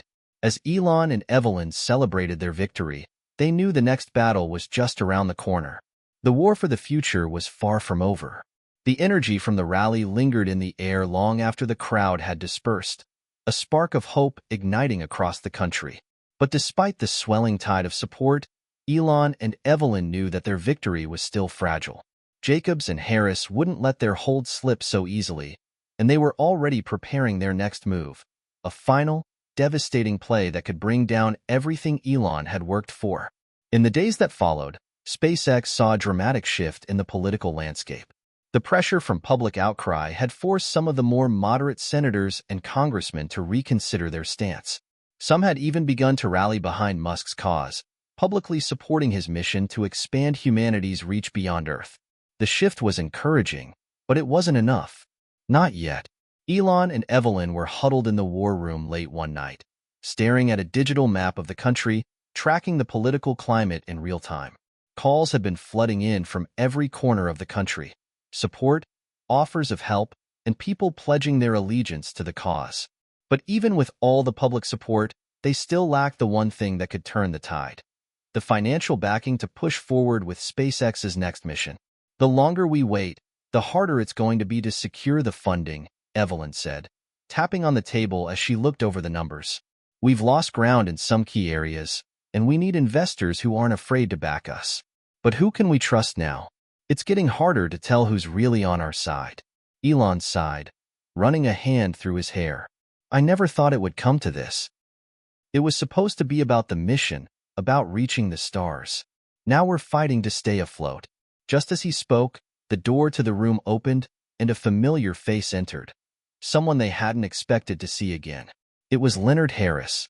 Harris wasn't alone. Behind him was a tall, sharp-dressed figure that neither Elon nor Evelyn recognized at first. The stranger was calm, his expression unreadable, but there was an air of authority about him that immediately set Elon on edge. As Harris stepped forward, the tension in the room escalated. I thought we might have a chat, Harris said, his tone casual, almost too casual. There are things you need to know. Elon's fists clenched, his instincts telling him to throw Harris out, to not give him the chance to speak. But something in the stranger's presence, something that exuded power, made Elon hesitate. Evelyn was the first to speak, her voice sharp. You've already done enough. What more could you possibly have to say? Harris exchanged a glance with the stranger, who remained silent, his eyes cold and calculating. You've been fighting the wrong battle, Harris said slowly, his words carrying weight. What you don't understand is that the game you're playing, this war for control over SpaceX, over the future, isn't being decided by people like me. It's being controlled by someone much bigger. And if you want to win, you're going to have to deal with him. A chill ran down Evelyn's spine. Who are you talking about? Harris leaned in, his voice dropping to a whisper. Let me introduce you to your real opponent. This is Julian Beckett. Julian Beckett, the man standing in the doorway, finally spoke. His voice was smooth, almost hypnotic, as he regarded Elon and Evelyn with a calm, calculating stare. I'm sure you've heard whispers of my name, Beckett said. But what you don't realize is that I've been pulling the strings of this entire game from behind the scenes. Elon was taken aback. You're the one who's been orchestrating everything? The attacks on SpaceX? The smear campaigns? Beckett nodded, his expression cold and unflinching. Indeed. But I'm not just interested in taking down SpaceX. I'm interested in something much bigger than that. This is about controlling the future, controlling who has access to space, to technology, to the very resources that are going to define the next century. Elon's eyes narrowed. So this isn't just about me or SpaceX. This is about you controlling the entire space race. Exactly, Beckett said, Space is the final frontier, Elon. It's not just about exploration. It's about dominance. And I intend to be the one in charge when humanity finally reaches the stars. You were a useful tool, but your time is up. Elon was furious, but there was something else beneath the anger, a deep sense of betrayal. He had suspected for a long time that there was a shadowy figure behind the scenes, someone pulling strings, but to learn that Beckett had been behind everything was a crushing blow. "Why come here now?" Evelyn asked, her voice laced with suspicion. "Why tell us all this?" Beckett's smile was thin, almost pitying. "Because you're at a crossroads. You can continue to fight against me, fight for your vision, and I'll destroy you. Or you can join me. I can offer you everything: resources, power, a future where you don't have to struggle. Together, we can control space, control the future. Think about it. Think about what you can achieve with my help." Elon's jaw clenched. The offer was tempting, too tempting. But there was no way he could accept it. The price would be too high. He had always believed in a future where humanity would work together, where the people had the power, not the elites. "I'll never join you," Elon said, his voice steely. "I'm not interested in a future built on power and control. I want a future where we're all free to explore the stars, not a future where one man holds all the cards." Beckett's expression didn't change. "You'll regret that decision. You and your little movement are nothing compared to what I can accomplish. And in the end, you'll learn that your fight was in vain." As Beckett and Harris turned to leave, Elon's mind raced. The enemy they had been fighting wasn't just a political machine. It was a global empire, one that had been carefully crafted over decades. Beckett's ambitions stretched far beyond anything they had anticipated, and now the fight was truly on. "This is bigger than I thought," Evelyn muttered, her eyes scanning the room. "We've been playing checkers while he's been playing chess." Elon nodded grimly. "And now, we have no choice but to play his game. But we're not going down without a fight." The next few days would be critical. They had a decision to make: whether to fight Beckett head-on, exposing him to the world, or to take a more calculated approach and wait for the right moment to strike. Elon knew one thing for sure: the future of humanity was at stake. And this time, the battle would be unlike anything they had ever faced before. Elon stood on the rooftop of SpaceX's headquarters, looking out at the sprawling city below. The sun was setting, casting an orange glow across the skyline. It was a beautiful sight, but his mind was elsewhere, lost in thought. The revelation about Julian Beckett had shaken him to his core. Everything he had believed in, the future of humanity in space, the dream of colonizing Mars, now seemed threatened by something far larger and more insidious than he could have imagined. Evelyn joined him on the roof, her eyes scanning the horizon as well. "You're thinking about Beckett, aren't you?" she asked, her voice soft but sharp with concern. Elon nodded slowly. "I can't stop thinking about it. He's not just a corporate tycoon or a politician. He's part of something bigger. The kind of power he has, it's not just about space. It's about control, about shaping the future of the world." Evelyn crossed her arms, her jaw set in determination. "That's why we can't let him win. We've got to expose him. We have to show the world what he's really about." Elon's mind raced. The truth was, they couldn't take down Beckett through conventional means. The man was too powerful, his reach too vast. The only way they could win was by exposing the empire he had built, by showing the world the depths of his corruption and how deeply he had embedded himself in every level of power. But there was a problem. Beckett was untouchable. He had layers of protection, political, legal, and financial, that made him nearly invincible. To expose him, they would need something massive, something undeniable. "I've been looking into his past," Elon said, his voice darkening with resolve. "And I think I've found something." Evelyn raised an eyebrow. "What are you thinking?" "There's a series of shell companies, dark money trails, and off-the-books transactions that go back years," Elon explained. "Beckett's empire isn't just built on legitimate business. He's been laundering money, manipulating governments, using SpaceX as a cover to funnel resources into his own pockets. And I think we've finally got the smoking gun." Evelyn's eyes gleamed with a mixture of disbelief and hope. "If we can expose this, it'll tear his whole operation apart." Elon nodded. But it's risky. If we go public with this, there's a good chance Beckett will strike back harder than ever. He's got too many people in positions of power who will protect him, cover for him, even shut us down if they have to. We're not just taking on Beckett anymore. We're taking on an empire. The reality of the situation hit them both like a freight train. It wasn't just about SpaceX anymore. It was about the truth, about exposing the rot that had taken root at the heart of the system. They weren't just fighting for their company or for space exploration. They were fighting for the soul of the future. "We have to be smart about this," Evelyn said, her voice steady and resolute. "We need allies who can help us break this wide open. People with influence, people who aren't afraid to risk everything for the truth." Elon's face hardened. "I know who we need." The next morning, Elon and Evelyn met with a small but powerful group of individuals who shared their vision. These were the people who had stood by Elon through thick and thin: investors, journalists, and tech leaders who had been fighting against the same corrupt forces for years. Together, they made a plan to infiltrate Beckett's inner circle, using a combination of investigative journalism, legal pressure, and whistleblower testimony to expose the full scope of his operation. One of their allies, a former high-ranking government official named Mark Reynolds, had information that could be the key to unraveling Beckett's empire.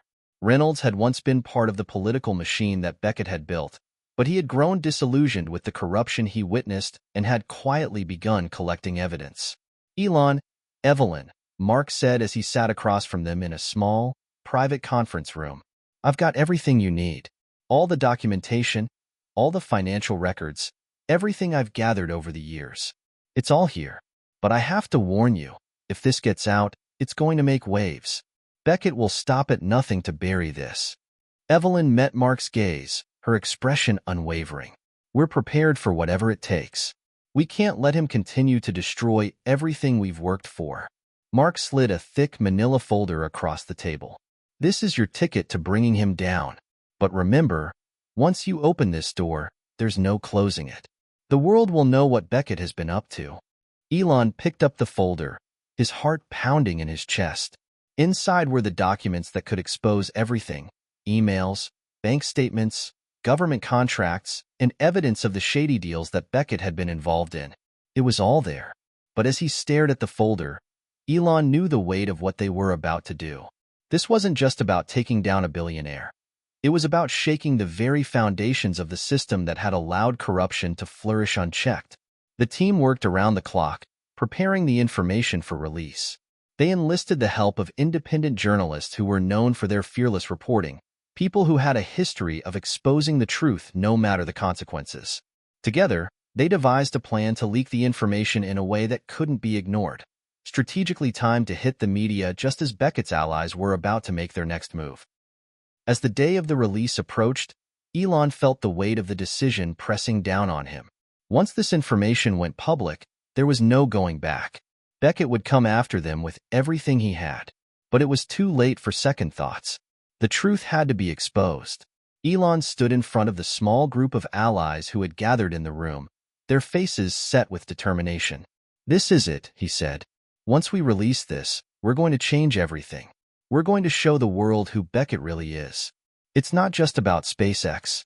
It's about the future. It's about giving humanity the chance to reach the stars without the chains of corruption holding us back." Evelyn stepped forward, her voice firm and clear. "We're in this together.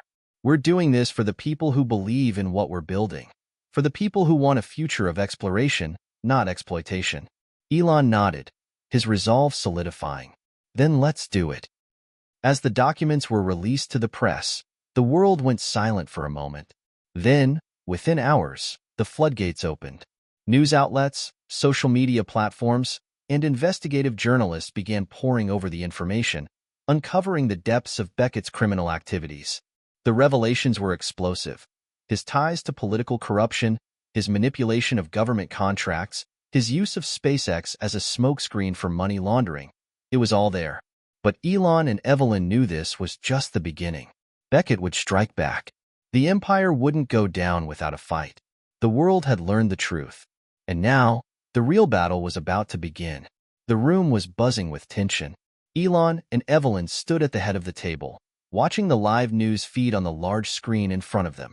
The world was reacting to the revelations they had unleashed about Julian Beckett. The documents, the emails, the corruption. It was all out in the open now. And as the truth spread, the reactions came in waves. But not all of them were favorable. On the screen, a journalist spoke, his face grim. In the wake of these explosive revelations about Julian Beckett's connections to criminal enterprises, we are learning that SpaceX, under the leadership of Elon Musk, may have been complicit in a number of questionable financial dealings. Sources claim Musk's ties to Beckett go beyond mere corporate competition, leading some to ask, is this a case of collusion? Evelyn's eyes narrowed as she watched the anchor's words. She knew Beckett wouldn't take this lying down, but she hadn't anticipated him spinning the narrative so quickly. They're already turning it on us, Elon muttered, his hands gripping the edge of the table. He's using his media connections to discredit us. It's like he's got his fingers in every pie. I told you this wouldn't be easy, Evelyn said, her voice steady but fierce. This is just the beginning. Beckett's empire is powerful. We have to fight back. Elon nodded, but the weight of what was happening settled heavily on his shoulders. We need to prepare for the fallout. If he can manipulate the media this quickly, he's not going to stop at just words. He'll hit us where it hurts the most, legally, financially, and maybe even personally. As the hours passed, the scope of Beckett's retaliation became painfully clear. Lawyers from Beckett's corporate empire began flooding the legal system with lawsuits, accusations of financial fraud, and attempts to seize control of SpaceX's assets. His media partners, including powerful news outlets and online influencers, launched a full-scale campaign to undermine Elon's credibility. A public smear campaign unfolded on every major platform, with headlines accusing Elon of being part of a conspiracy to overthrow the government and manipulate the economy for his own gain. Articles filled with misleading information and doctored evidence began appearing on every website. A social media frenzy erupted, fueled by bots and paid trolls hired to tarnish Elon's reputation.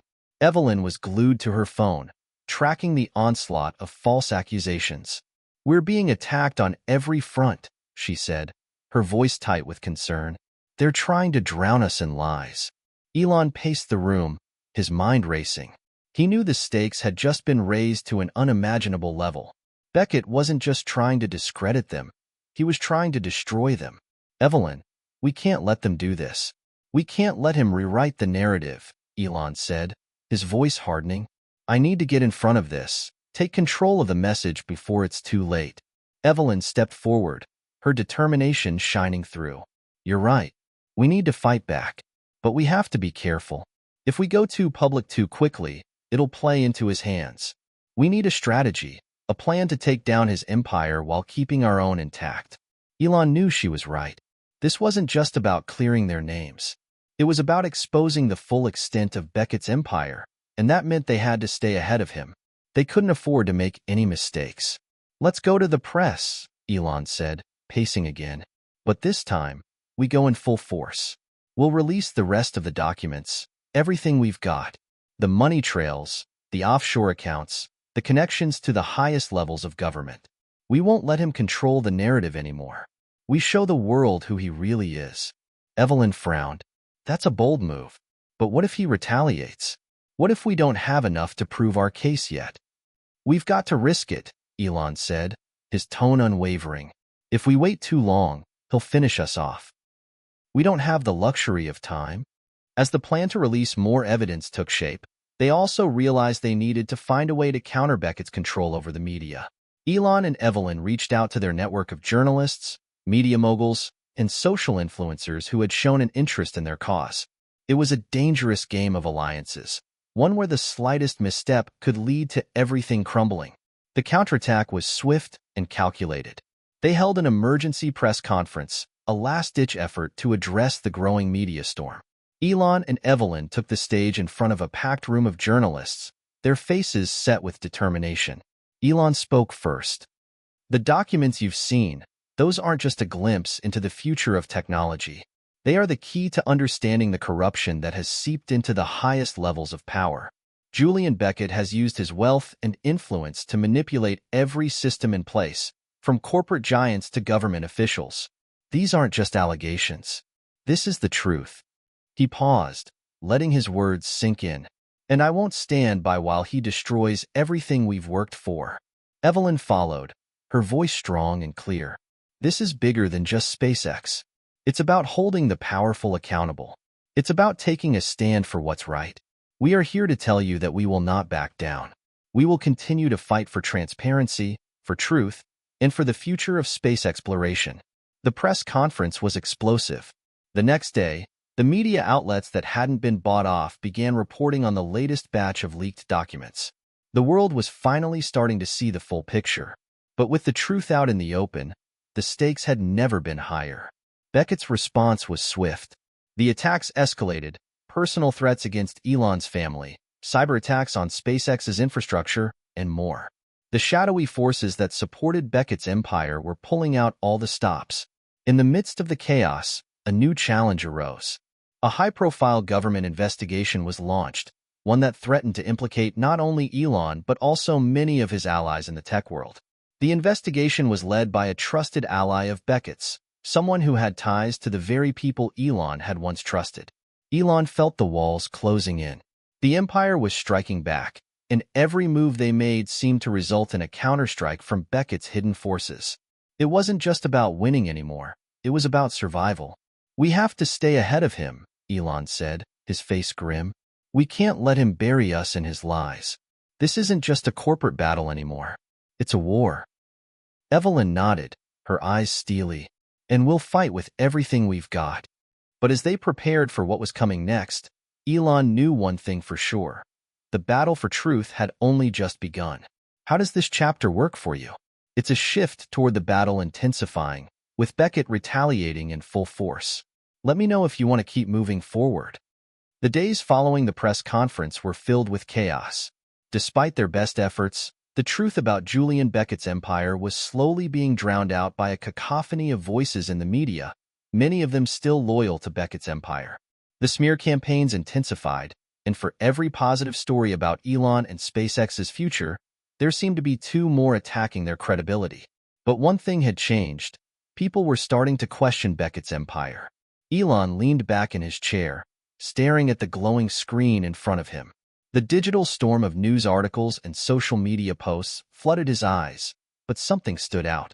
A single headline cut through the noise like a beacon. Beckett's ties to global corruption revealed. A world on the brink of collapse? The article detailed shocking revelations about Beckett's operations, tracing his influence from corporate boardrooms to government corridors and even into criminal underworlds. For the first time, the weight of his empire's secrets seemed to be tipping over, revealing cracks that couldn't be hidden any longer. Elon felt a flicker of hope, but it was tempered by the gravity of the situation. We're getting closer, he muttered to himself, but we're not there yet. Back at SpaceX headquarters, the mood was grim. Despite the exposure of Beckett's dealings, the company was still fighting tooth and nail to stay afloat. Legal battles raged on, and employees who had once been unwaveringly loyal began questioning their own roles. The mounting pressure was starting to take its toll. Evelyn walked into Elon's office, holding a stack of new legal documents. They're targeting SpaceX's funding, she said, her voice low. The SEC is investigating our financial transactions. They're trying to freeze our accounts. Elon stood up from his desk, pacing. This isn't just a corporate attack anymore, Evelyn. This is personal. They want to make an example out of us. We can't back down now, Evelyn said, her eyes sharp with determination. We've come this far. We can't let them destroy everything we've built. Elon paused, looking at her. But it feels like we're running out of time. Beckett's network is vast. Every move we make, he's already 3 steps ahead. She shook her head, unshaken. Then it's time to start fighting smarter. We need to find the cracks in his empire before they find the cracks in ours. As the investigation into Beckett's dealings grew, the cracks in his empire continued to widen. However, he wasn't sitting idly by. Behind closed doors, Beckett and his most trusted advisors were discussing their own countermeasures. If Elon's side couldn't be discredited with lies, they would have to break him with force of the legal, financial, and even physical kind. Beckett was no longer just a businessman fighting for control. He was a man on the edge, fighting for his very existence. His empire, which once seemed untouchable, was now unraveling before his eyes, and he had no intention of going down quietly. On the other side of the battle, Elon and Evelyn were preparing for their most dangerous move yet. They were planning to use Beckett's own tactics against him, weaponizing the information they had gathered to expose his most sensitive secrets. "We've got one shot at this," Elon said as he gathered a small group of his most trusted allies in a secluded conference room. "If we push the next leak at the right moment, it'll hit him where it hurts the most. But if we do it too soon, he'll come at us with everything." Evelyn sat at the table, her arms crossed. "We need to be smart. We have to find the timing and the target. This is our last chance to bring his empire down." Julian Beckett wasn't unaware of what was happening. The walls were closing in, and the leaks from his own company had become more frequent. Every day, it seemed like another pillar of his empire was about to collapse. And Beckett wasn't the kind of man who would let his empire crumble without a fight. In a private meeting with his lawyers and consultants, Beckett's voice was tight with frustration. "They think they've won," he growled. "They think they can bring me down with some leaked documents and media manipulation. But they don't understand. This isn't just business. This is war." One of his advisors spoke up, hesitant but clear. "Sir, we've explored every avenue. The truth is out. People are starting to believe that we've crossed lines we can't uncross. If Musk and his team keep pushing these revelations, it might be too late for us." Beckett slammed his fist on the table. "I will not go down like this. I built this empire from the ground up. I will destroy anyone who stands in my way. If they want to fight, they'll get one." As Beckett prepared for his final stand, something unexpected happened. An anonymous leak began circulating on social media, an untraceable source revealing one of Beckett's darkest secrets. The leak showed his direct involvement with international criminal organizations, a fact that not only threatened to bring down his business empire but his personal freedom as well. Within hours, the article was picked up by major news outlets, and the world began to realize just how deep Beckett's corruption went. For the first time, Elon allowed himself a brief moment of relief. They had struck back, and this time, it seemed like it would be enough. But they knew Beckett wouldn't take this lying down. The final battle was about to begin, and it would be a fight to the death for both men, one that could change the course of their futures forever. The revelations that had been leaked were like a tidal wave, crashing against the foundation of Julian Beckett's empire. Every day, more and more details came to light. Hidden bank accounts, shady business dealings, ties to organized crime syndicates, and even whispers of bribery within the highest levels of government. It was a storm that Beckett had been trying to weather for years, but now it was too much. The cracks in his empire had spread too far and too wide to be repaired. Inside his luxury penthouse, Beckett sat, his face pale and drawn, staring at the screen before him. The news had become a constant barrage of devastating reports. He could feel his control slipping through his fingers. On the screen, another anchor read out the headlines with growing concern. Julian Beckett's business empire faces collapse as evidence of global corruption continues to surface. Investigations into his personal and corporate finances have intensified, with several high-profile figures potentially implicated in the scandal. Beckett slammed his fist on the armrest of his chair, his frustration palpable. "How did it come to this?" he muttered to himself, his voice barely a whisper. Behind him, his most trusted advisor, Dean Harris, stood with a grim expression. "The media is relentless. The legal pressure is mounting. Musk and his team are relentless, and now they've got the world's attention. It's only a matter of time before the full weight of this falls on you." Beckett's eyes flicked to Dean, a flicker of panic in them. "What do we do now?" Dean hesitated for a moment before answering. "We fight back, of course. We don't let them win. We can still salvage this. But we need to act quickly. If we don't, everything we've built will be gone." Beckett nodded slowly, the weight of his situation settling in. "I built this empire. I won't let it fall because of a few leaks. We'll bury Musk, and we'll bury anyone who stands in our way." Meanwhile, at SpaceX headquarters, the battle was reaching a tipping point. Elon sat in his office, staring at the latest updates on Beckett's downfall. The revelations were now out in the open, and the pressure was beginning to shift. What once seemed like an insurmountable fight was now feeling like a victory within reach. But as much as he wanted to feel relief, Elon knew this was far from over. Beckett wasn't the type of man to go down without a fight, and with his empire crumbling, the retaliation would be swift and brutal. "Are you ready for what's coming next?" Evelyn asked, walking into his office.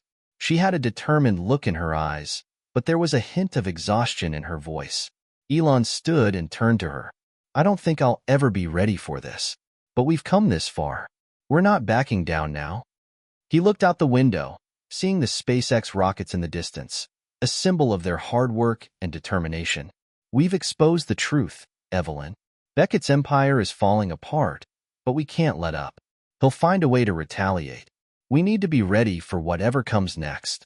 Evelyn nodded. "And we will be. We've played our cards right so far.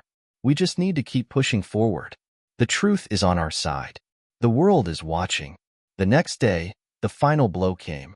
A new set of documents, more damning than any before, surfaced online, revealing Beckett's most private and damning secrets. It was the smoking gun they had been waiting for. The documents were tied directly to Beckett's connections with high-ranking government officials, detailing illegal financial transactions and influence peddling that stretched back decades. It was a scandal of epic proportions. The news broke like wildfire. Headlines blazed across the globe. "Beckett's empire crumbles. Corruption at the highest levels exposed."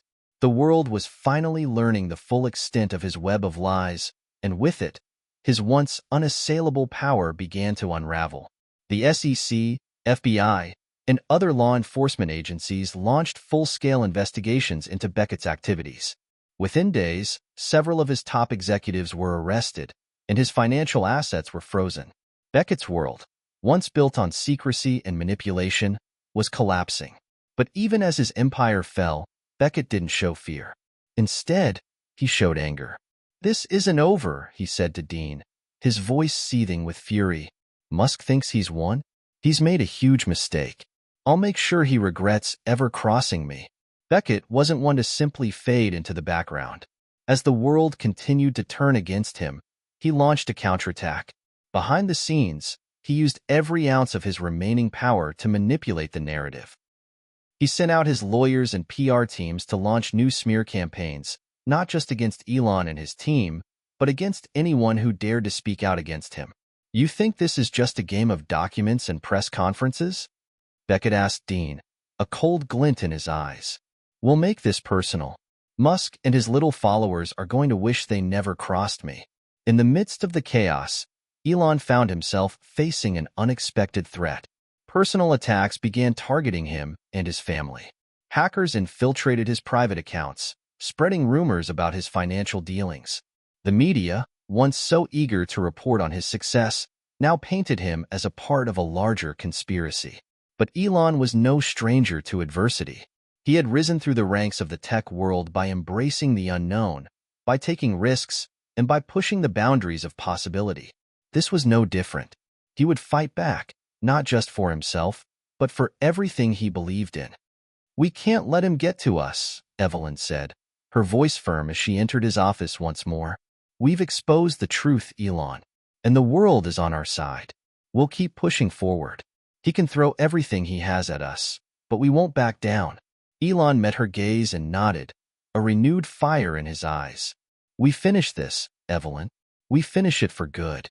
As Beckett's empire continued to crumble, Elon and Evelyn knew they were nearing the end of the battle.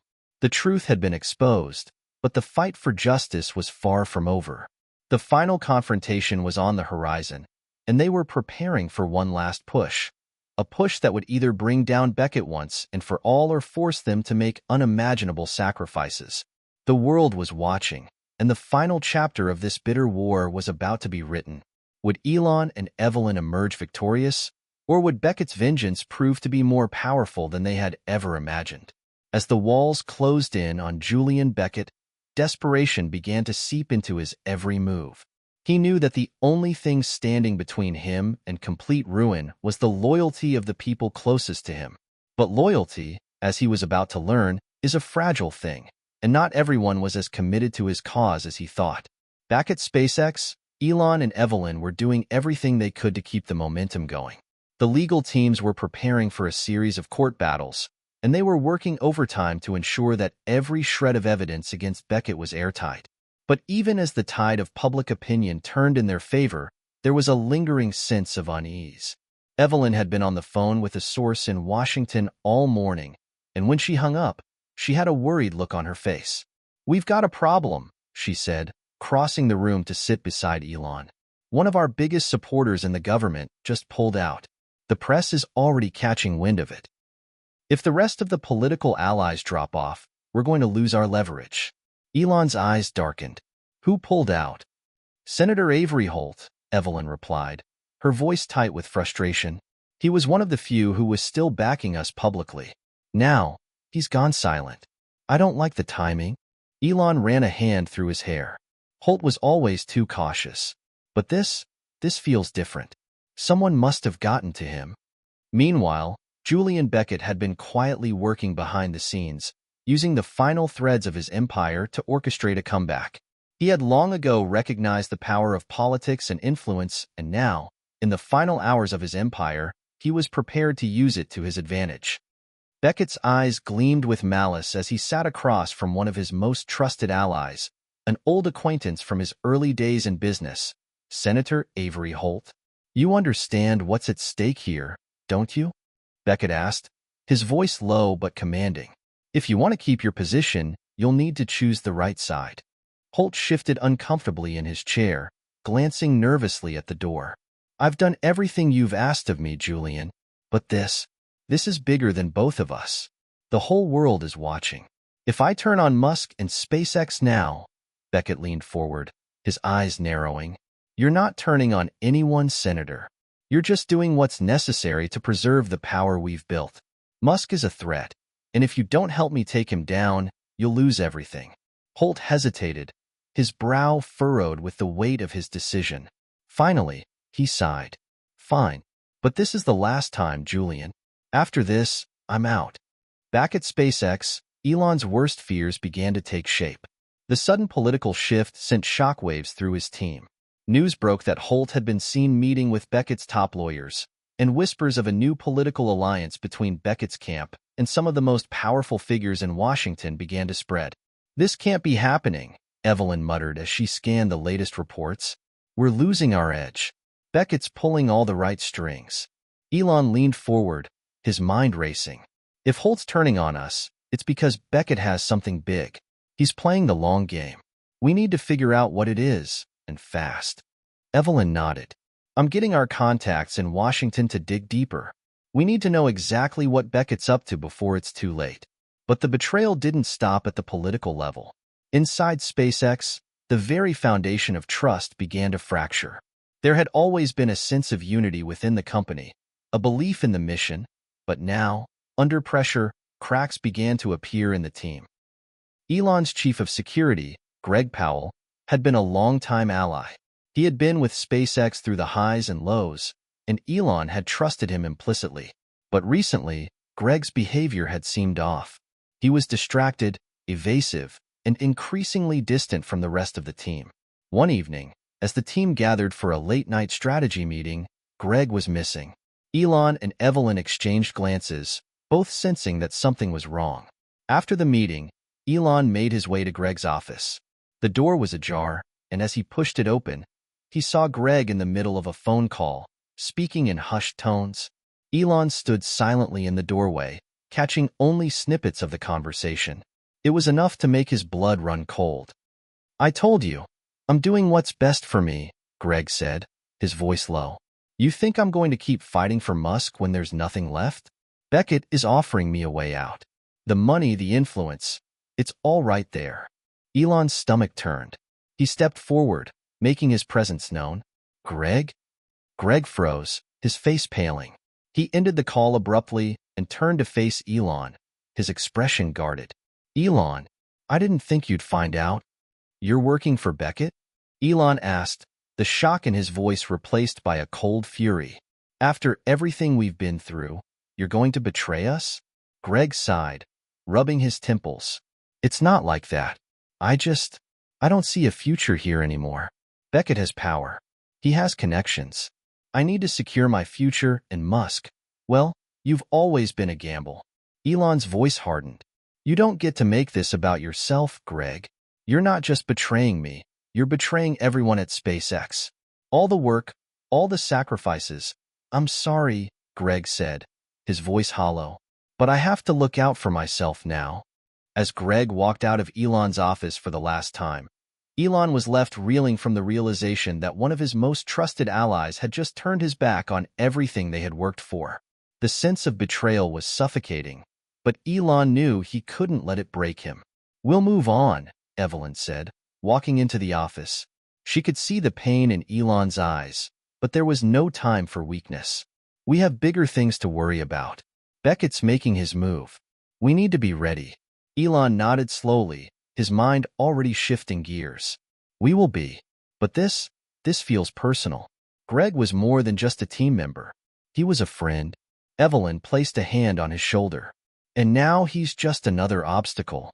As the political and personal betrayals stacked up, Elon and Evelyn knew they were on the edge of the final confrontation. With Beckett pulling the strings from behind the scenes, and with his remaining loyalists in key positions, it was clear that the final showdown was inevitable. And Elon was ready to face it. Because in the end, no matter who turned against him, he would not let Beckett win. Not now. Not ever. The first whispers of the storm were almost inaudible, but Elon Musk could feel them gathering like a distant thunderclap. Every decision he made now seemed to echo with the weight of what was to come, and the knowledge that Greg Powell, someone who had been his right hand for years, had turned his back on him stung more than he cared to admit. But the reality was clear. SpaceX couldn't afford to stand still while Julian Beckett's empire quietly reshaped the political landscape. Beckett's influence had grown exponentially, and with every turn, it felt like they were losing ground. If the world of space exploration was a game of chess, Beckett had moved his pieces with ruthless precision. The news came just after dawn. Senator Holt, the man whose loyalty had been wavering in the past weeks, had made his move.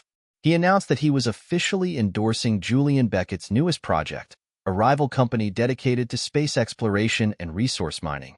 Elon watched the footage in disbelief, his phone held to his ear as Evelyn's voice crackled through the line. He's done it, she said grimly. Holt just went public with the endorsement. This changes everything.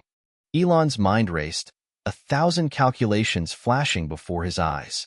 Holt's sudden shift wasn't just a betrayal. It was a strategic maneuver that would resonate through the halls of Congress, sending ripples through the financial and political spheres. But Elon had fought his entire career against insurmountable odds. A change in the political tide? That was nothing compared to the challenges he had already overcome. This isn't over, Elon muttered, his voice steely. We need to turn the tables before this grows any bigger. Evelyn paused for a moment before responding.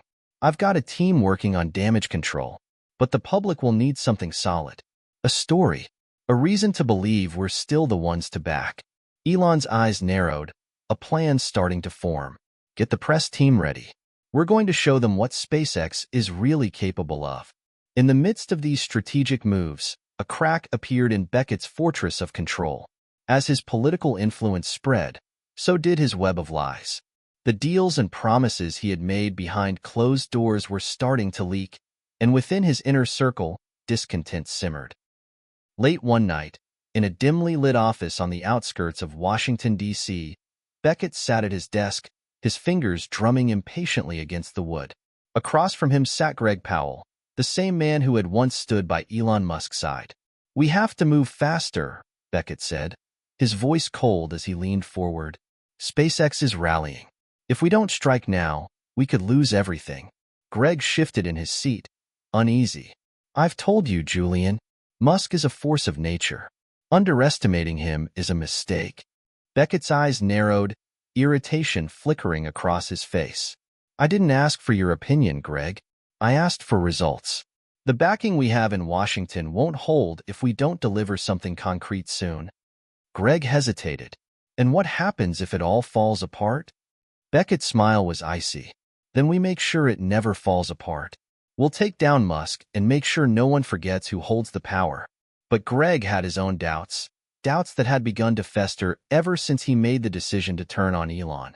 His conscience gnawed at him, whispering that he had chosen the wrong side. Deep down, he knew that Beckett was playing a dangerous game. And while he may have been offered power, there was always a price. The next day, as the tension in the political world reached new heights, Greg found himself at a crossroads. He had been tasked with gathering sensitive information from SpaceX's internal systems, a mission that would tip the balance in Beckett's favor. But the more he delved into the data, the more he realized that some of the so-called compromised information wasn't what it seemed. It was too late to back out now. He was already in too deep. In the world of tech, space exploration, and politics, public opinion was more volatile than any rocket launch. Elon had been here before, facing down a furious public, weathering the storm of controversy. But this time was different. The stakes were higher, and the eyes of the world were trained on him. As SpaceX's PR team scrambled to put together a response, Elon stood before a crowd of journalists at a hastily arranged press conference. The air was thick with anticipation, the room buzzing with whispered speculation about the latest political move from Beckett's camp. Elon wasted no time. He didn't need to. His presence commanded attention, and his voice, calm but resolute, sliced through the noise. "I've heard the whispers and I've seen the headlines," Elon began, his tone firm. "But I want to make one thing clear. SpaceX is about more than politics. We are here to change the world. We've been changing the world since the first rocket launch, and we will continue to do so, no matter what obstacles are thrown our way." A reporter shouted from the back. "But how do you respond to Beckett's claims? How can you justify your position when the political landscape is shifting so rapidly?" Elon didn't flinch. "I'm not here to justify anything. I'm here to lead. And SpaceX will continue to lead in space exploration, innovation, and progress. If anyone thinks they can take that away from us with political games, they're sorely mistaken." The press conference was a turning point, but not in the way Elon had hoped. The response from the media was mixed. Some outlets praised his defiant stance, while others seized on his words as evidence of his stubbornness. As the days passed, the narrative began to shift, slowly but surely. Beckett, meanwhile, watched the press conference from a private room, his face a mask of calculation. He knew that Musk's words were dangerous, but they didn't scare him. What Musk failed to understand was that in this game, perception was everything. And Beckett's influence, backed by the powerful allies in Washington, had the upper hand. The fire was smoldering on both sides now, and it wouldn't be long before it ignited into full-blown chaos. Late one night, as Elon sat alone in his office, staring out at the stars, a message came through on his encrypted phone. It was a simple message, no words, just a single image. It was a photo of Greg Powell, smiling, shaking hands with none other than Julian Beckett. Elon's grip tightened around the phone, the anger rising in his chest like a storm. The betrayal was complete, and the path forward had become painfully clear. It was no longer just about innovation or space exploration. It was personal now. The fuse had been lit. The stage was set for an all-out war, a battle for power, control, and survival.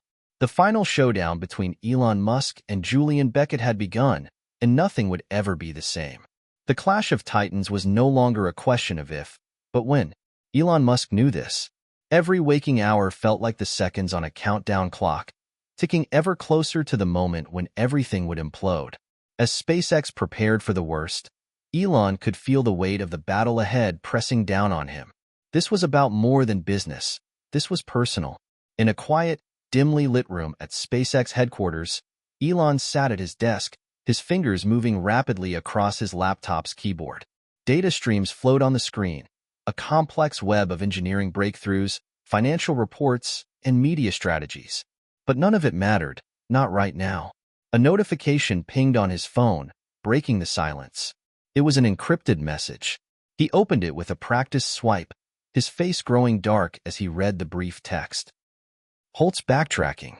They've got him. It's happening." It didn't take long to decode the message. Senator Holt, the man who had played a pivotal role in turning the tide of public opinion in favor of SpaceX, was now in the clutches of Beckett's political machine. What had been a vocal ally just days ago was now silent, and that silence spoke volumes. Holt had made a deal. The details were murky, but the truth was obvious. Holt was backing Beckett. "Damn it," Elon muttered under his breath, standing up from his desk, his mind racing. Beckett had launched an all-out assault, and now he was playing his cards carefully. SpaceX needed more than just a PR response. They needed leverage, and they needed it fast. The next day, Elon knew what he had to do. If anyone could understand the precariousness of the situation, it was the one person who had always been a guiding force through the uncertainty of his career: Robert J. Foster. Foster wasn't just a financial expert. He was a seasoned political strategist, and he had been a mentor to Elon in the early days of SpaceX. With the battle between SpaceX and Beckett reaching critical levels, Elon needed to tap into Foster's vast network, something that might give him the upper hand in this complex web of political maneuvering. He drove out to the quiet, sprawling estate that Robert Foster called home. The rolling hills and the calm of the place felt worlds away from the high-stakes drama unfolding in the media. But Elon knew better. The storm was approaching, and Foster would have answers, or at least ideas, to navigate it. Robert greeted him with a firm handshake and a welcoming smile. "Elon," he said, "it's been a while, but I can see from the look on your face, you're not here for small talk." Elon nodded, his voice low. "I need your help. There's a bigger battle unfolding than I anticipated. Beckett is pulling every string he can to destabilize us, and I don't know who to trust anymore." Foster gestured toward the grand, leather-backed chairs by the fireplace. "Sit. Let's talk about what's going on." As they sat down, the weight of the situation hung heavily in the air. Elon laid out the details of the battle thus far: how Beckett had used political influence to undermine SpaceX's position, how Holt had flipped sides, and how the public was beginning to lose faith in the company's ability to push forward. Foster listened intently, his expression unreadable. After a long pause, he finally spoke. "It's more than just political maneuvering, Elon. This is an assault on your entire vision. Beckett isn't trying to take SpaceX down.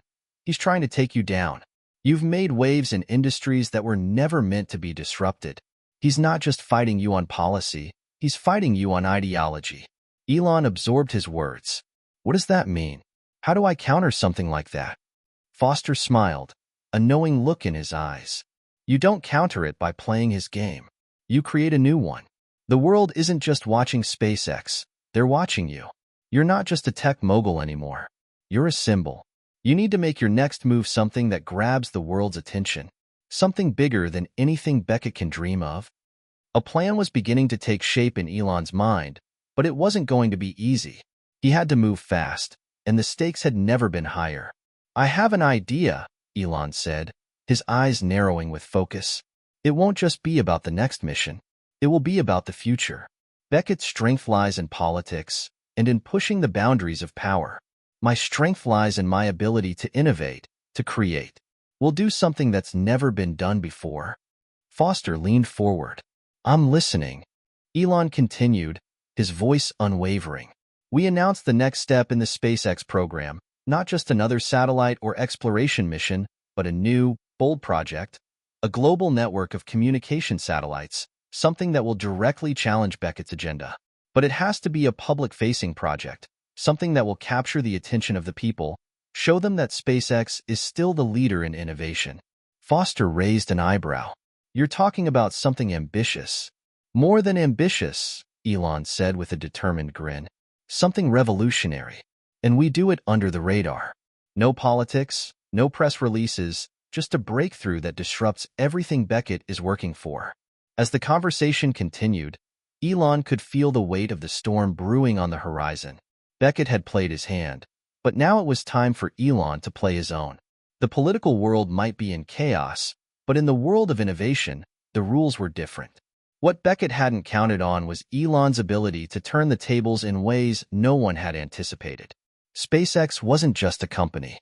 It was a force, one that had the power to disrupt entire industries. And now, the fire that had been smoldering for weeks was about to explode into something that no one, least of all Beckett, could control. Elon was staring out the large bay windows of his office when he heard the faint knock on the door. He turned, half expecting it to be one of his team members or another executive with an update on the latest developments. But instead, the figure standing at the threshold caught him off guard. Greg Powell, the very same man who had once been Elon's trusted ally, the one who had stood by him during the early days of SpaceX's rise to the top, now stood in front of him, his face a mask of uncertainty and regret. "Elon," Greg said, his voice tense, as if the words themselves were heavy with guilt. Elon didn't immediately respond. The last time they had spoken had been heated.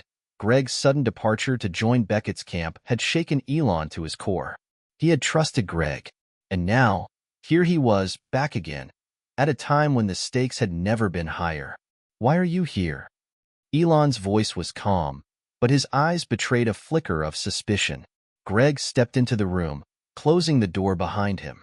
"I'm not here to make excuses, Elon. I know what I did. I know I made the wrong choice." He paused, as if searching for the right words. "But things have changed.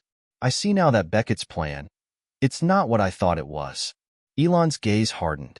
"What do you mean? You sided with him, Greg. You turned your back on everything we built." "I didn't understand then," Greg said, his tone filled with regret. "I was blinded by the power he promised, the influence. But now I see what he's really after. Beckett's not just trying to outdo SpaceX. He's trying to control everything. The resources, the technology. And I can't be a part of that anymore." Elon studied him carefully. There was a moment of silence before he spoke again, his voice sharper this time. "So now you want redemption? After everything you've done? After all the damage you've caused?" Greg nodded. "I don't expect forgiveness, Elon, but I can help. I can give you the intel you need to take him down. I know the truth behind his operation. I know the strings he's pulling, the deals he's made in the shadows." Elon took a deep breath. The room was thick with tension, and every part of him wanted to turn Greg away, to slam the door in his face and never look back. But something, maybe it was the sincerity in Greg's eyes or the desperation in his voice, made Elon pause. "I'm listening," Elon said finally. Greg pulled out a tablet and quickly tapped through a series of encrypted files. He handed it to Elon, who scanned the screen with increasing intensity. The information was damning. Beckett wasn't just playing the political game. He was orchestrating a network of covert operations designed to sabotage SpaceX's reputation and undermine its technological advancements. "There's a project Beckett's been working on in secret," Greg continued, his voice low. "He's trying to develop a technology that would make SpaceX's entire communication system obsolete. And he's got key players in the military and private sectors backing him." Elon's pulse quickened. He knew Beckett was dangerous, but the level of manipulation was staggering. This wasn't just about competition anymore. It was about survival. "Why are you telling me this?" Elon asked, the suspicion creeping back into his tone. "What's in it for you?" Greg looked down, his eyes clouded with guilt. "Nothing. I don't want anything from you, Elon. I know I don't deserve your trust. I just need to make things right. This is bigger than me, bigger than you. Beckett, he's playing a long game, and we have to stop him before it's too late." Elon was quiet for a moment, the weight of the decision pressing on him. He wasn't a man who forgave easily, but the facts before him were undeniable. Beckett was pulling strings in places that Elon had never even considered. And if Greg was right, this was far from a typical business rivalry. "I'll help you, but you're on thin ice, Greg," Elon said finally, his voice hard as steel. "If you're lying to me, if you're playing both sides—" "I'm not," Greg interjected quickly. "I swear." Elon met his gaze, studying him carefully. "All right, then show me everything you have." The next few hours were a whirlwind. Greg had given Elon a roadmap of Beckett's operations, including secret meetings with corporate executives, covert financial transactions, and blackmail schemes that stretched back years. Every piece of the puzzle fell into place, and the scope of Beckett's reach became clearer than ever before. But it wasn't enough just to have the information. Elon knew that timing was everything. If he could leak this data to the public, expose Beckett for the fraud he was, the world would see him for what he truly was. But if he waited too long, Beckett's influence would only grow, and any counterattack would be met with swift retaliation. The walls were closing in, and the pressure was mounting. Elon's mind raced with possibilities, weighing the risks of exposing Beckett's empire versus the cost of waiting. Each option seemed like a double-edged sword, but one thing was certain: Beckett had made a dangerous enemy, and that enemy wasn't about to back down. That night, as Elon sat alone in his office, his thoughts consumed by the choices ahead, he couldn't shake the feeling that the storm was about to break. The calm before the storm was always the most dangerous, and he had learned long ago that waiting was sometimes the worst option. Greg Powell's return had thrown a wrench in the game, but it had also given Elon an edge, one that could make the difference between winning and losing. But as he prepared for the next phase, he couldn't ignore the nagging feeling that Beckett was always one step ahead. The next move would be crucial. The battle had begun, and neither side could afford to hesitate. As Elon stood at the window once more, watching the city lights twinkle in the distance, he knew that things were about to get much worse before they got better.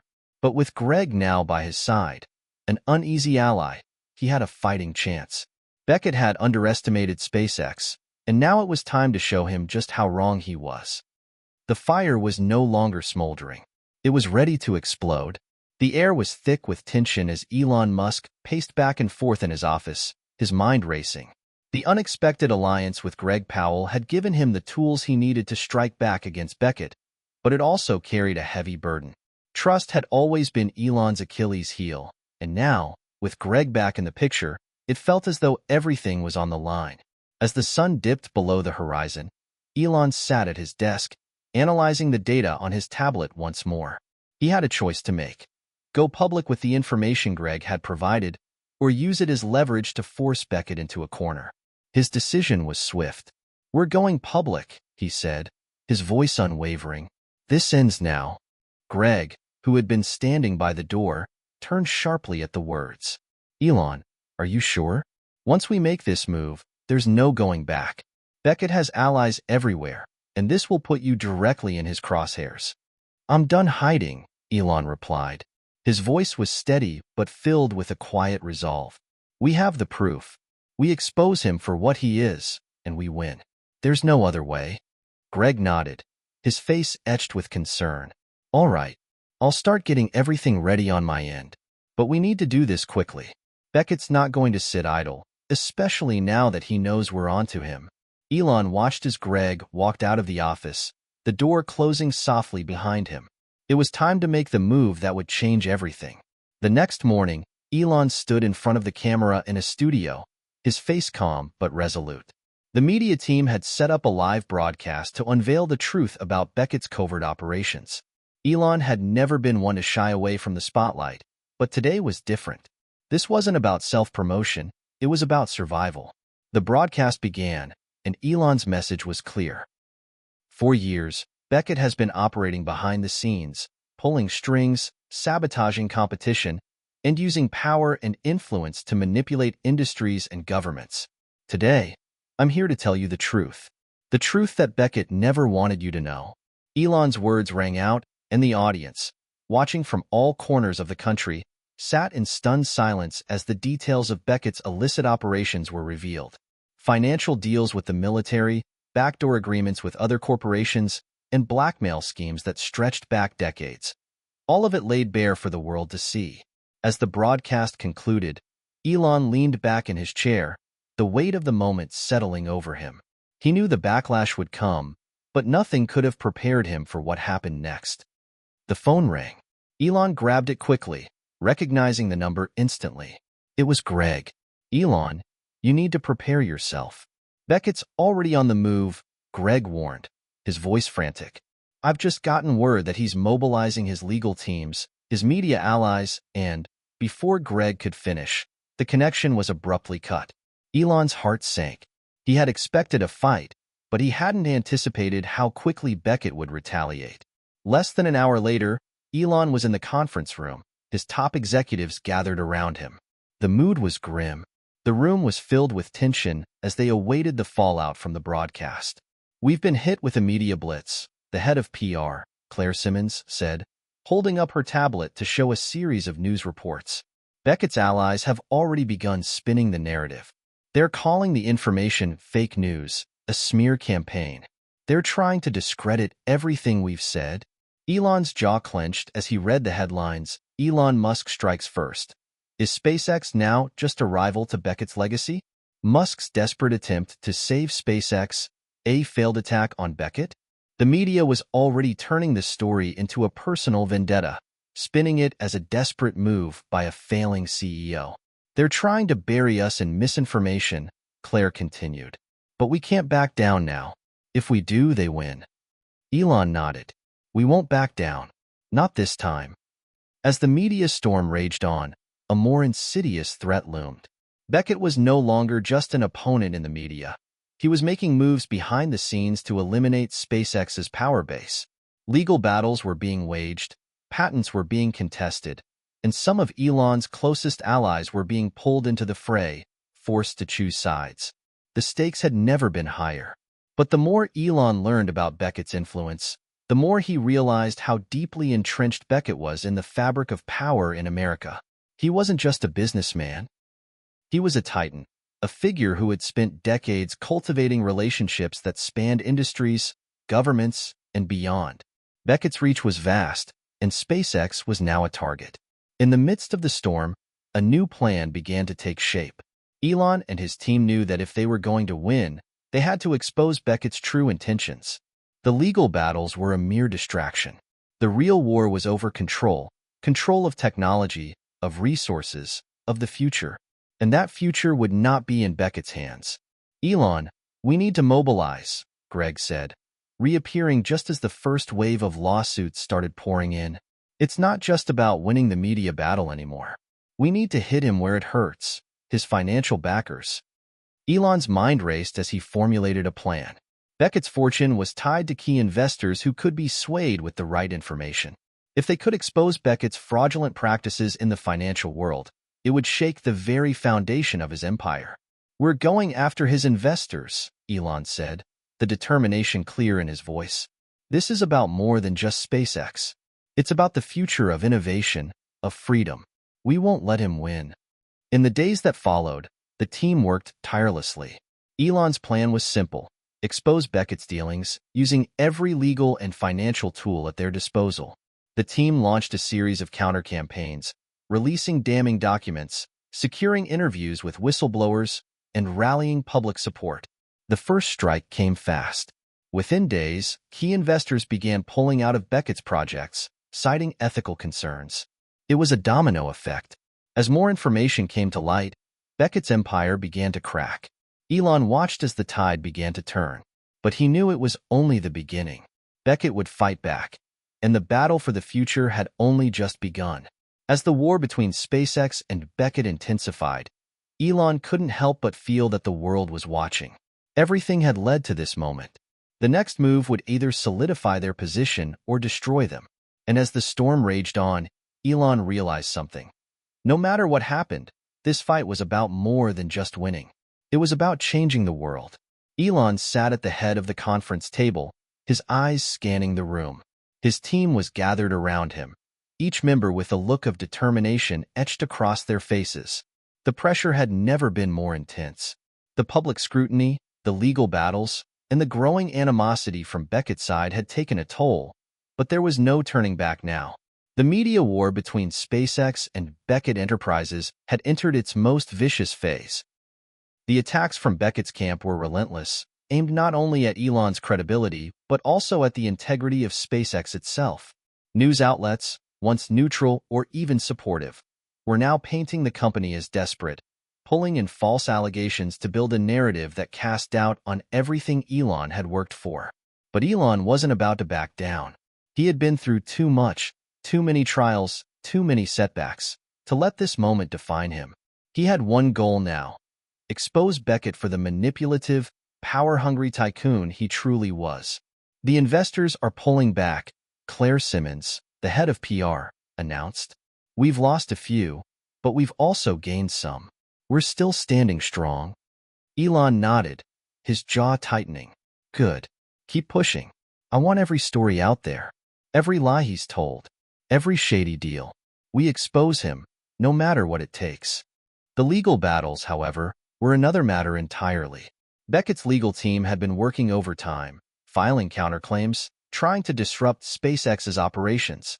In response, Elon's team was making every effort to counteract these moves, from gathering evidence of Beckett's financial misdeeds to preparing for the possibility of a long, drawn-out court battle. We need to stay ahead of him. If Beckett makes a move in court, we're ready to counter with everything we have, Elon continued, his voice calm but commanding. In the midst of the chaos, Greg Powell had been quiet for the past few days. Elon had noticed it, but he didn't have time to address it. Greg had always been an enigma, driven, focused, but occasionally distant. Now, as the fight seemed to take on new urgency, Elon was beginning to wonder if Greg was struggling with the weight of their plan. But just as Elon was about to ask him about it, Greg finally spoke up. "Elon," he said, breaking the silence in the room, "I've got something big. I've been working behind the scenes, and I think we have a way to hit Beckett where it really hurts."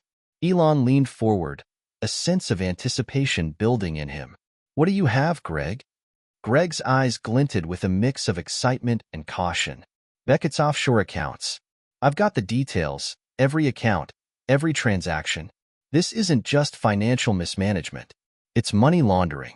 And I've found a way to tie it directly to Beckett. If we can expose this, it's game over for him." Elon felt a rush of adrenaline as he processed the information. This was it, the leverage they needed. The final piece of the puzzle. "We go public with this. Now," Elon said, his voice cold and resolute. "It's time to take him down." The news broke less than 24 hours later. Greg's findings, meticulously gathered and cross-checked, were released to the media in a wave of explosive reports. The story spread like wildfire. Beckett Enterprises had been using a network of offshore accounts to funnel money into illegal operations, and the evidence was irrefutable. In one swift move, the public's perception of Beckett shifted from that of a powerful businessman to that of a criminal mastermind. Elon watched the reaction unfold. It was overwhelming, the media storm that followed. Beckett's spokespersons were scrambling, issuing denials and threats of lawsuits, but it was too late. The truth had come out, and there was no erasing it. However, while Elon's victory felt imminent, it was not without its risks. The sudden onslaught of revelations triggered a series of counterattacks from Beckett.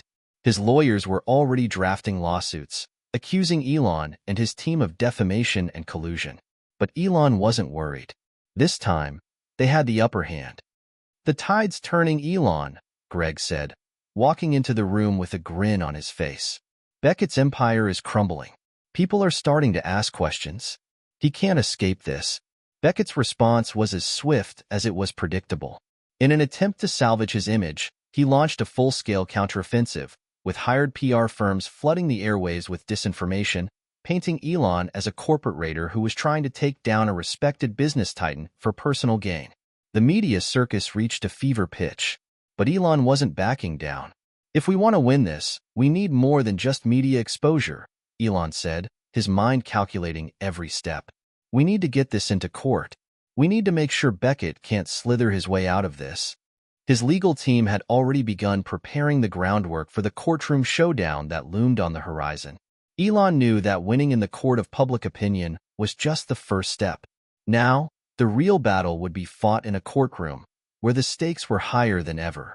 A week later, Elon was once again in front of a camera, this time in a legal briefing room, addressing the public as part of a carefully orchestrated campaign to reinforce the evidence they had gathered.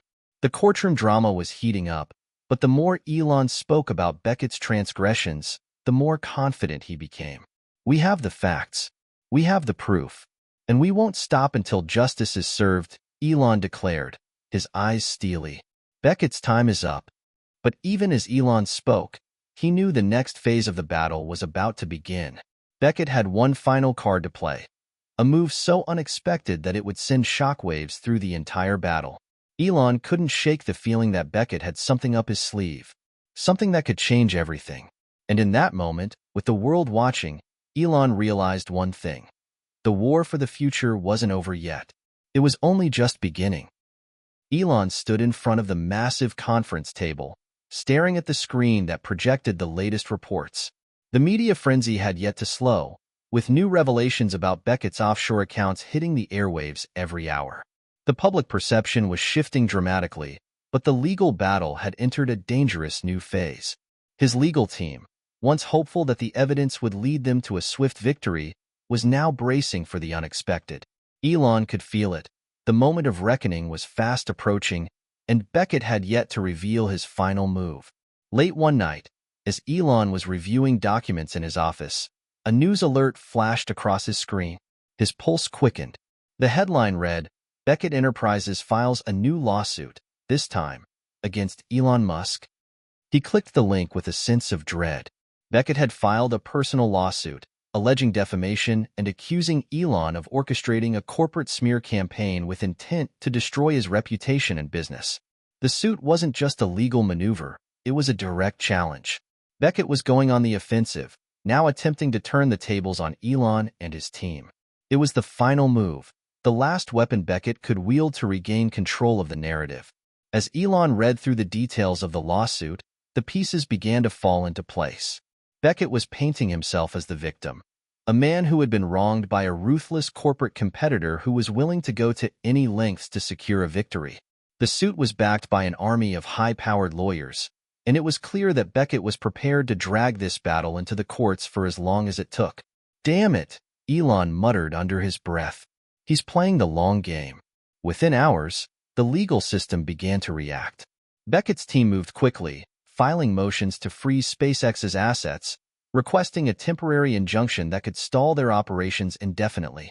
The lawsuit was a carefully crafted strategy designed to cripple SpaceX in every way possible, while buying Beckett the time he needed to regroup and recover from the damage caused by the media storm. Elon's legal team scrambled into action, holding emergency meetings and drafting counter-arguments. They had no intention of letting Beckett's last-ditch effort derail everything they had worked for. "We're not going to let him control this narrative any longer," said Claire Simmons, her voice sharp with determination. "This is our moment. We have the truth on our side." Elon nodded, his mind already working through the strategy. But he knew that a courtroom victory wasn't enough. They needed to push forward, expose Beckett's lies once and for all. The stakes had never been higher, and the pressure was immense. As the lawsuit gained traction, the pressure on Elon began to take its toll. He could feel the weight of the battle pulling at him, both mentally and physically. The constant barrage of headlines, the looming legal threats, and the endless hours spent in meetings were beginning to wear him down. He had always thrived in the face of adversity, but this fight was unlike any other he had faced. There were moments when he doubted himself, when he wondered if it was all worth it. The thought of losing everything, of watching his company crumble under the weight of Beckett's attacks, gnawed at him. But then he thought about his team, about the people who had worked so hard to make SpaceX what it was, and he knew he couldn't give up. Not now. Not after everything they had been through. Elon called a meeting with his core team to address the situation. The room was filled with a tense energy, as everyone was aware of just how dire the situation had become. "We have to stay focused," Elon said, his voice steady but laced with determination. "This is our fight. We can't let Beckett's games distract us. We're going to expose him for what he is." The team nodded in agreement, the resolve in their eyes clear. They had come too far to back down now. As news of the lawsuit continued to spread, the public reaction was immediate. Social media exploded with support for Elon, and the hashtag #JusticeForElon hashtag began trending worldwide. People rallied behind him, sharing their stories of how SpaceX had inspired them, how Elon's vision for the future had given them hope. But amidst the support, there was a growing sense of unease. Was this lawsuit just a tactic to shift the focus away from the growing evidence of Beckett's criminal activity? Could Beckett's campaign of victimization be enough to sway the public and the courts? Elon watched as the debate raged on. The media was split. Some outlets were still portraying him as the villain, while others were beginning to shift their tone, questioning Beckett's motives. But one thing was clear: the world was watching. In the midst of the storm, Elon's legal team worked tirelessly to prepare for the impending showdown in court. They had gathered new evidence, more witnesses, and even more damning details about Beckett's criminal empire. But this time, Elon was determined not just to win in the courtroom, but to win the public's trust. The strategy was simple yet brilliant: expose Beckett for who he truly was. They would take everything Beckett had thrown at them and turn it back on him, revealing the true depth of his corruption. As the days passed, Elon's confidence grew. He knew that this was the moment that would define his legacy, not just as an entrepreneur, but as someone who fought for what was right, no matter the cost. Just as things seemed to reach a boiling point, a surprising twist emerged. Elon received an anonymous tip-off about one last piece of evidence. An email chain that linked Beckett directly to a high-level government official, implicating him in even more illegal dealings. This was the smoking gun they had been waiting for.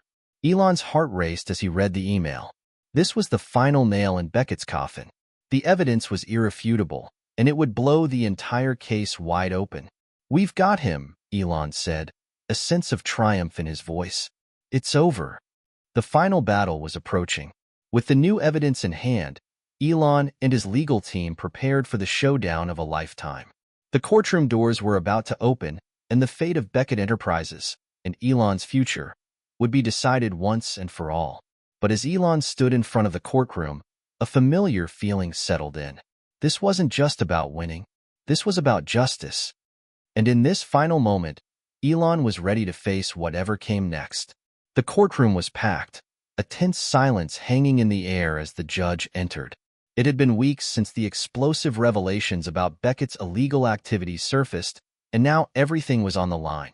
The future of SpaceX, Elon Musk's legacy, and the fate of Beckett Enterprises rested on what would happen over the next few days. Elon stood at the defense table, flanked by his legal team. The weight of the moment was heavy on his shoulders, but his face remained stoic. He had been in high-stakes situations before, but this was personal.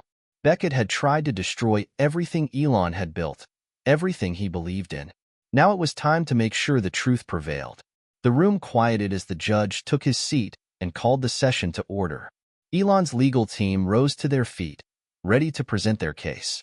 The prosecutor, representing Beckett Enterprises, was quick to make their opening statement. "Ladies and gentlemen of the jury," the prosecutor began, his voice filled with confidence. "What you are about to hear is a tale of corporate sabotage, deceit, and betrayal. Elon Musk and his company, SpaceX, have waged a deliberate and malicious campaign to destroy my client's reputation. We will show you that every piece of evidence presented against Mr. Beckett is part of a larger, orchestrated attack designed to bring down one of the most respected business minds in the world." Elon clenched his jaw. He had heard this narrative before, but now it was time to dismantle it. His legal team had gathered a mountain of evidence, and they were ready to bring Beckett's empire crashing down.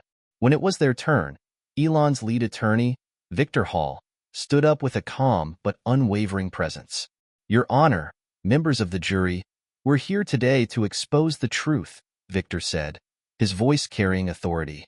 "This isn't a case of corporate rivalry gone too far. This is about one man, Adam Beckett, who thought he could get away with criminal behavior, using his wealth and influence to hide his actions. We have the evidence, and we will prove that Beckett is not the victim here. He is the perpetrator." The days that followed were a whirlwind of courtroom drama. One by one, witnesses were called to testify. Greg Powell, Elon's trusted ally, took the stand first. His testimony was crucial. It was his investigative work that had uncovered the network of offshore accounts and the money laundering scheme. Greg stood tall, answering every question with precision and confidence. He outlined how Beckett had used illegal methods to funnel money into his businesses, how he had manipulated the stock market, and how his actions had affected not only SpaceX but countless employees and families.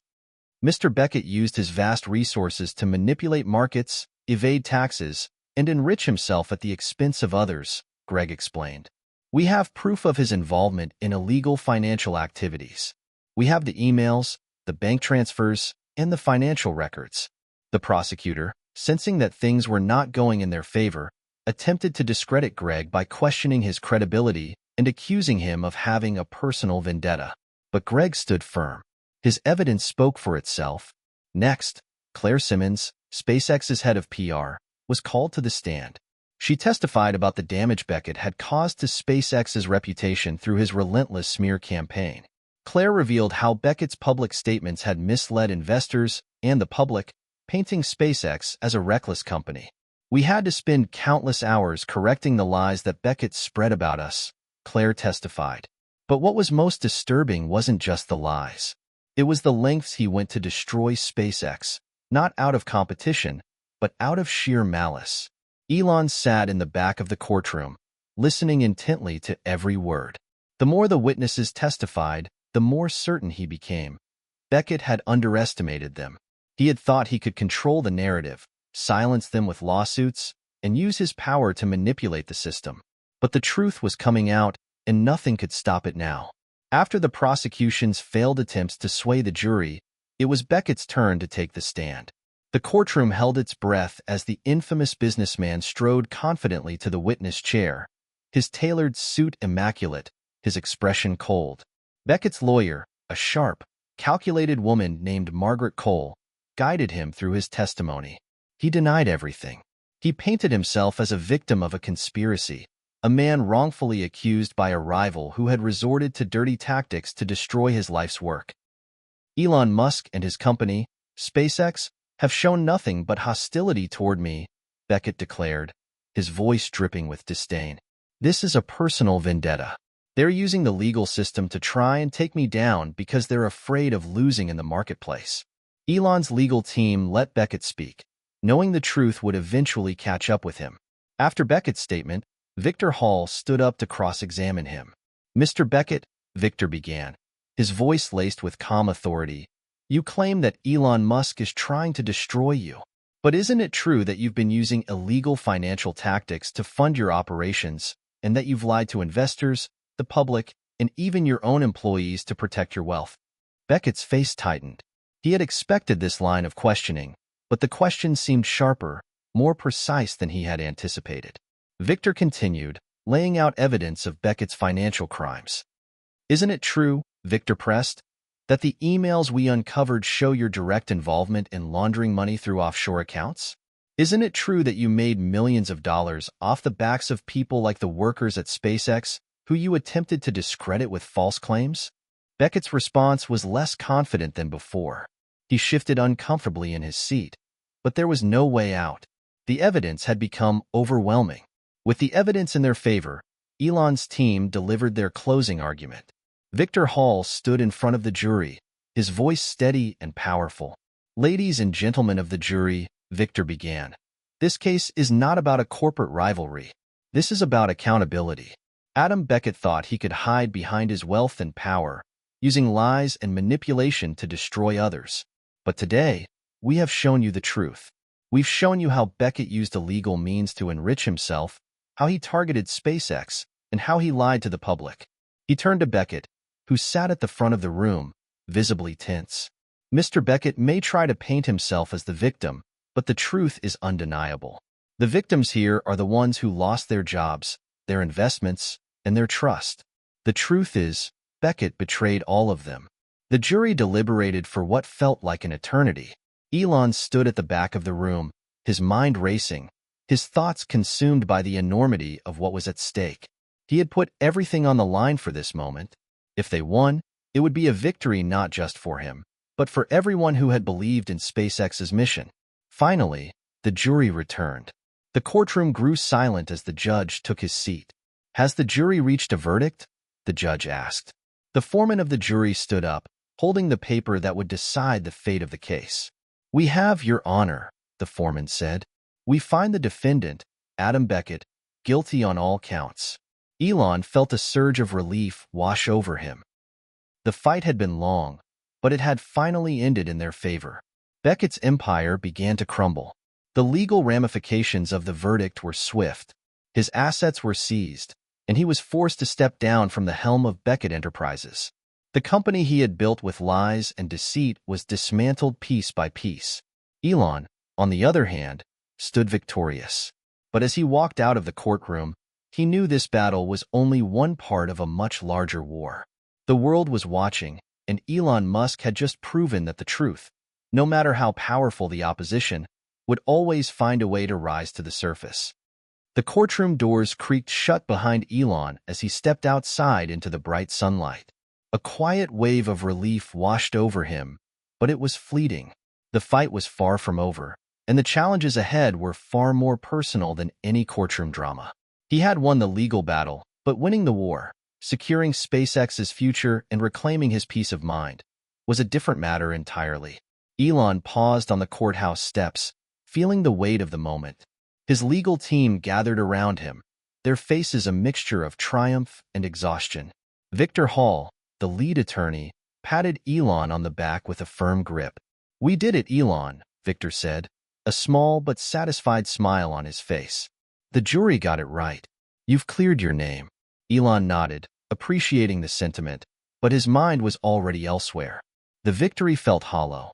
It had been a fight for survival, not a celebration. And while he defeated Beckett in court, he knew there would be others like him. Rivals, enemies, opportunists, all waiting for the chance to strike. He took a deep breath, trying to focus. SpaceX was his life, and no legal victory could undo the strain of the last few months. Beckett's sabotage had taken a toll on his company, his reputation, and his personal life. But the most painful realization was that he had let it all happen. His trust in the wrong people, his failure to see the signs. It had nearly cost him everything. As Elon climbed into his car, the weight of the day began to settle in. The familiar hum of the engine provided a comforting sound, but it couldn't shake the sense of unease that had followed him for weeks. The media frenzy surrounding the trial had left little room for peace, and the pressure to keep SpaceX moving forward was relentless. But as the car drove through the busy streets of downtown, something shifted inside him. Maybe it was the sunlight cutting through the haze of a long winter. Maybe it was the thought of what came next. Whatever it was, it gave him a small sense of clarity. There was no going back. He couldn't undo the damage Beckett had done, but he could make sure it didn't happen again. Elon had built SpaceX from the ground up, defying the odds, and he was prepared to do it again, this time with a clearer vision. As he arrived at the SpaceX headquarters, he noticed the familiar faces of his employees, engineers, designers, technicians, all of them looking up to him, as they always had. But now, their eyes weren't filled with doubt or fear. They were filled with hope. This was his chance to rebuild, not just the company, but his reputation. This was the moment he had been waiting for. The next few weeks were a whirlwind of meetings, strategy sessions, and long nights in the office. Elon and his team focused on restoring the damage caused by Beckett's smear campaign. There was work to be done, not just to repair public trust, but to continue the ambitious project SpaceX had been working on. With the trial behind him, Elon could finally return to what mattered most: space exploration. The missions to Mars, the development of Starship, and the dream of making humanity a multiplanetary species were once again his main focus. The stakes had never been higher, but with the weight of Beckett's lies off his shoulders, Elon felt ready to face them head-on. But even as the company began to recover, another challenge loomed. One that wasn't as easily solved with technology or innovation. The fallout from the trial had opened old wounds. He had lost friends, colleagues, and even members of his family who had questioned his ability to lead. Now, more than ever, Elon had to prove to himself that he could overcome the personal cost of ambition. The tension between Elon and his family had been growing for months. The trial had put a strain on his relationships with his brothers and sisters, especially Kimball, his closest sibling. They had always been a tight-knit family, but the pressures of the legal battle had created a rift. Elon knew he needed to address it before it became an insurmountable barrier. One evening, as the sun dipped below the horizon, Elon sat down with Kimball at a quiet restaurant. The conversation started awkwardly, both of them unsure of where to begin. But as the minutes passed, the walls came down. "You know, I always admired your ability to think big," Kimball began, his voice softened by the years of shared history. "But I can't say I've always agreed with how you've gone about it." Elon nodded, taking in his brother's words. It was hard to hear, but he knew it was the truth. He had pushed people away in the name of progress. The years spent focused on his vision for the future had left little room for personal connections. "I know I've made mistakes," Elon said, his voice raw with sincerity. "And I know I've hurt people along the way. But I can't stop. This is too important." Kimball looked at him for a long moment, his eyes searching for something. Then, slowly, He placed his hand on Elon's shoulder. "I get it," Kimball said, his voice steady. "But don't forget about the people who've always been there. You don't have to do this alone."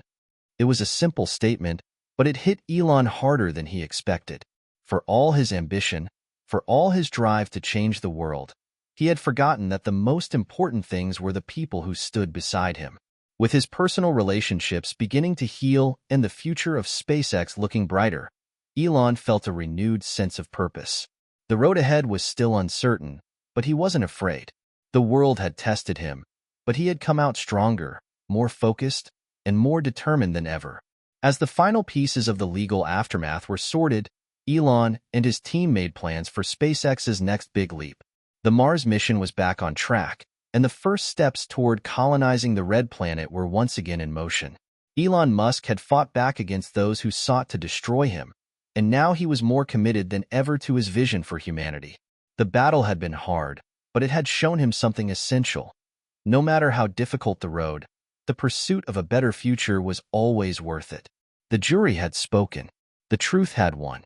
And now, the future, filled with infinite possibilities, was waiting. Hit subscribe and leave a comment with where you're watching from. This story might just spark a new beginning. What's one thing that always pushes you forward, even when things get tough?